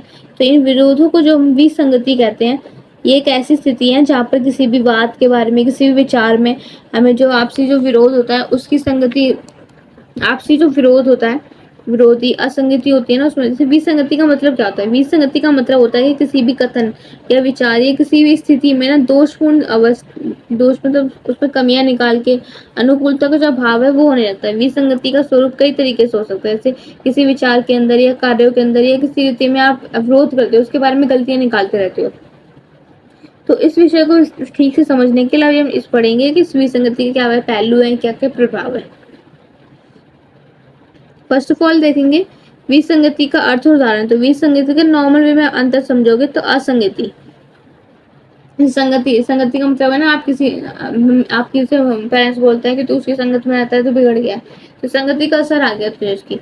जैसे ही विसंगति होती है असंगति, किसी की संगत ना करना, विरोध करते रहना, या बोल सकते हैं आप विरोधाभास। तो जब किसी व्यक्ति का व्यवहार, विचार या कोई कथन अपनी ही स्थिति या दूसरे के विचार से मेल नहीं खाता है तो उसे विसंगति कहा जाता है। जैसे व्यक्ति के विचार में विसंगति, तो मान लीजिए कि आप एक व्यक्ति को पर्यावरण को बचाने की बात करते हैं, लेकिन वो खुद कचरे को इधर से उधर फेंकता रहता है। वो आपसे बोल रहा है कि हाँ हाँ ऐसे करना चाहिए, हमें हर जगह सफाई करनी चाहिए, इधर उधर कूड़ा नहीं फैलाना चाहिए, बट एग्जैक्टली वो खुद ही कूड़ा इधर उधर फेंकता रहता है। तो ये विसंगति की भावना ही है। यहाँ पर उसके विचार और व्यवहार वो आपसी में नहीं मिल रहे हैं, वो अलग है, वो अलग सोचता है, लेकिन वो आपको ऐसे दिखा रहा है कि हाँ वो ये चीज जो भावना है वो ये चीज को मानता है, बट ऐसा नहीं है। उसकी जो सोचने की शक्ति और जो व्यवहार है वो अलग है, आपसे मेल नहीं खा रहा है आपके विचारों से। तो किसी काव्य और साहित्यिक रचना में विसंगति, जैसे किसी कविता में ये कहानी है कि सभी इंसान समान है, लेकिन दूसरी कविता में ये कहना है कि विभिन्न जातियों में भेद है, तो ये भी विसंगति, क्योंकि दोनों के कथनों में परस्पर बहुत ज्यादा विरोध है। दोनों चीजें अलग बताई गई ना कि इंसान सभी इंसान समान है, लेकिन फिर भी इसमें बताया गया ये जो इंसानों में उसके अंदर भेदभाव किया जा रहा है जाति के नाम पर, तो ये भी विसंगति का एक पार्ट है। सामाजिक विसंगति, तो सामाजिक विसंगति में क्या है कि समाज एक और लोग ऊंची शिक्षा प्रदान करने का दावा करते हैं, जबकि दूसरी ओर उसी समाज में अशिक्षा की जो दर है वो बहुत कम अधिक है। कितने लोग हैं जो शिक्षित नहीं हो पाते हैं, उनको शिक्षित नहीं किया जाता है। विसंगति का विश्लेषण, तो विचार और सिद्धांतों में विसंगति, तो जब किसी व्यक्ति या उसके समाज के विचार सिद्धांत में आपसी मेल नहीं होता है तो वो विसंगति का जो विसंगति है ना वो उत्पन्न हो जाती है। विसंगति अक्सर भ्रम, गलतफहमी, इन सब स्थितियों के कारण होती है। इस उदाहरण में हम समझ सकते हैं कि राजनीतिक दल जो धर्म निरपेक्षता की बात करता है, लेकिन वो कार्य में सांप्रदायिक विभाजन को बढ़ावा देता है, ये विसंगति है। इसी तरह विसंगति समाज में विश्वास और स्थिरता की जो कमी है वो पैदा कर सकती है। वही बात करें व्यवहार में और विसंगति की क्या भूमिका है, तो किसी व्यक्ति का व्यवहार, उसके विचार या आदि में अंतर होता है, लेकिन विसंगति इसको कहा जाता है। जैसे कोई व्यक्ति शांति की बात करता है, लेकिन उसके जो कार्य हैं वो हिंसा और आक्रामकता को बढ़ावा देने वाले होते हैं, वो विसंगति व्यवहार की। विसंगति व्यक्ति की जो सत्यनिष्ठा है इस पर सवाल उठाती है और उसकी विश्वसनीयता में भी काफी असर डालती है। साहित्य में विसंगति, तो साहित्य में भी विसंगति का महत्वपूर्ण स्थान। कभी कभी लेखक अपनी रचनाओं में दो विरोधी जो विचार होते हैं ना उसको एक साथ प्रस्तुत करके बता देता है। तो विसंगति के गहरे अर्थ को दिखाने के लिए एक माध्यम बन सकती है। साहित्य में विसंगति का जो उद्देश्य है, ये ऐसा उद्देश्य हो सकता है कि पाठक के जो जीवन की जटिलताएं हैं, विरोधाभास जो चीजें हैं, विरोध के बीच जो गहरे अर्थ का ये अनुभव कराती है, ये साहित्यिक विसंगति का पार्ट है। उदाहरण के रूप में जैसे कवि निराला की जो कविताएं वो अक्सर विसंगति से भरी होती हैं, क्योंकि जीवन की कठिनाइयां, उनकी जो विपरीत जो परिस्थितियां है ना, उनकी जो उम्मीदें हैं और संघर्ष के बारे में वो लोग बात करते हैं। वो बताते हैं कि कैसी कैसी घटनाएं उन्होंने घटनाओं का सामना किया, किन परिस्थितियों में वो लोग गुजरे थे। तो ये जीवन के दो विरोधी पक्ष को निरूपण करती है, दुख, खुशी, हार जीत सब बताती है। सामाजिक विसंगति में समाज में कभी कभी ऐसी स्थिति उत्पन्न हो जाती है जो सार्वजनिक नीति, निजी कार्यों में विसंगति से, उदाहरण के लिए एक समाज में उन्नति विकास के लिए वादे होते हैं, लेकिन दूसरी स्थिति में सकारात्मक बदलाव दिखाई देते हैं। कि इस तरह की विसंगति समाज के विश्वास को कमजोर कर देती है, जिसे अवस्था की ओर धकेल देती है। अब इसके प्रभाव क्या हुए थे, तो विसंगति समाज व्यक्ति में कई प्रकार के नकारात्मक प्रभाव भी डालती है। जैसे वोटिंग आने वाले होते हैं, जो नेता होते हैं ना, घर घर आके बोलते हैं कि हम आपके राज्य में ये करेंगे, हम ये करने वाले हैं, आपके लिए हम ये सारी सुविधाएं लेकर आएंगे अगर आप हमें वोट देंगे। बट एग्जैक्टली क्या होता है, अगर वही व्यक्ति जब उनको वोट देते हैं, वही व्यक्ति जीत जाता है, तो वो अपने जो नेता बनने के बाद वो ऐसा कुछ भी नहीं करते हैं, वो सिर्फ आपसे वादे करते हैं। तो ये भी एक विसंगति का पार्ट ही है। विश्वास की कमी, तो जब किसी के जो विचार और कार्य में विसंगति होती है तो वो दूसरों का उसमें पर विश्वास, तो वैसे मैंने बताया कि वो नेता बन जाते हैं फिर वो कुछ नहीं करते, तो आपको विश्वास टूट जाता है ना कि हाँ हमने गलत आदमी को वोट दे दिया, हम इनकी बातों में आ गए कि हाँ ये करेंगे, लेकिन एग्जैक्टली जो पॉलिटिशियंस होते हैं ये कुछ भी नहीं करते हैं। तो इसमें जो सामाजिक और व्यक्तिगत जो संबंध है उसके तनाव में उत्पन्न हो सकते हैं। अवस्था में क्या होता है कि विसंगति समाज या किसी भी समूह में अवस्था पैदा कर सकते हैं, क्योंकि लोग एक दूसरे से मेल नहीं खाते हैं। ये स्थिति असमंजस में और भ्रम का एक कारण भी बन सकती है। सामाजिक संघर्ष, तो विसंगति में सामाजिक संघर्ष ये सब कुछ उत्पन्न हो सकता है। जैसे यदि किसी समाज में अमीर या गरीब के बीच भारी विसंगति हो तो यह असंतोष और संघर्ष का कारण भी बन सकती है। निष्कर्ष, तो विसंगति जीवन एक स्वाभाविक हिस्सा है, लेकिन जब ये अत्यधिक हो जाती है तो ये समाज और व्यक्तिगत जो दोनों हैं उनके लिए नुकसानदायक भी हो सकती है। विचार कार्य परिस्थितियों में ये विरोधाभास की का किसी भी क्षेत्र में हो सकता है, जैसे राजनीति में, साहित्य में, समाज में या व्यक्तिगत जीवन में भी ये हो सकती है। विसंगति का जो समाधान है वो हम समझदारी के साथ, तालमेल के साथ, इस संवाद के माध्यम से हम इसका जो समाधान है वो हम निकाल सकते हैं इनके माध्यम से। लेकिन समाज में स्थिरता, समाज असमंजस लाने के लिए जरूरी भी है कि विसंगति को पहचान कर उन्हें ठीक से संबोधित किया जाए। समाज में व्यक्तित्व के अंदर विसंगतियों को समझने के लिए, सुधारने के लिए आलोचना जरूरी है।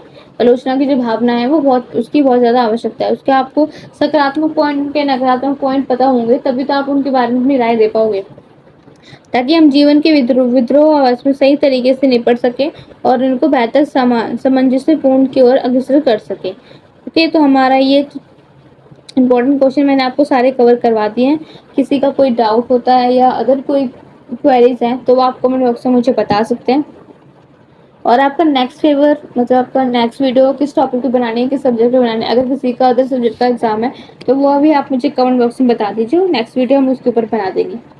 ठीक है, तो जल्दी बताइएगा कि नेक्स्ट वीडियो किस पे बनानी है, ताकि आपके जो एग्जाम से रिलेटेड हम पहले ही अपडेट कर सकें, ताकि आपका जो एग्जाम है वो अच्छा रहे।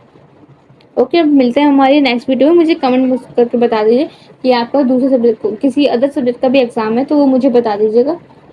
उसी जो नेक्स्ट वीडियो है हमारी उसी टॉपिक पे आ जाएगी। थैंक यू फॉर वॉचिंग, और सब सारी देख लेना, मतलब पूरी प्रॉपर वीडियो देखिएगा। और ये PDF अगर किसी को बाय करनी है तो कमेंट बॉक्स में नंबर दिया हुआ है, वहाँ से जाकर आप बाय कर सकते हैं। अगर नहीं करनी है तो इट्स ओके, वीडियो देख के पढ़ के चलेगा, एग्जाम अच्छा जाएगा। ओके, मिलते हैं नेक्स्ट वीडियो में। Thank you for watching.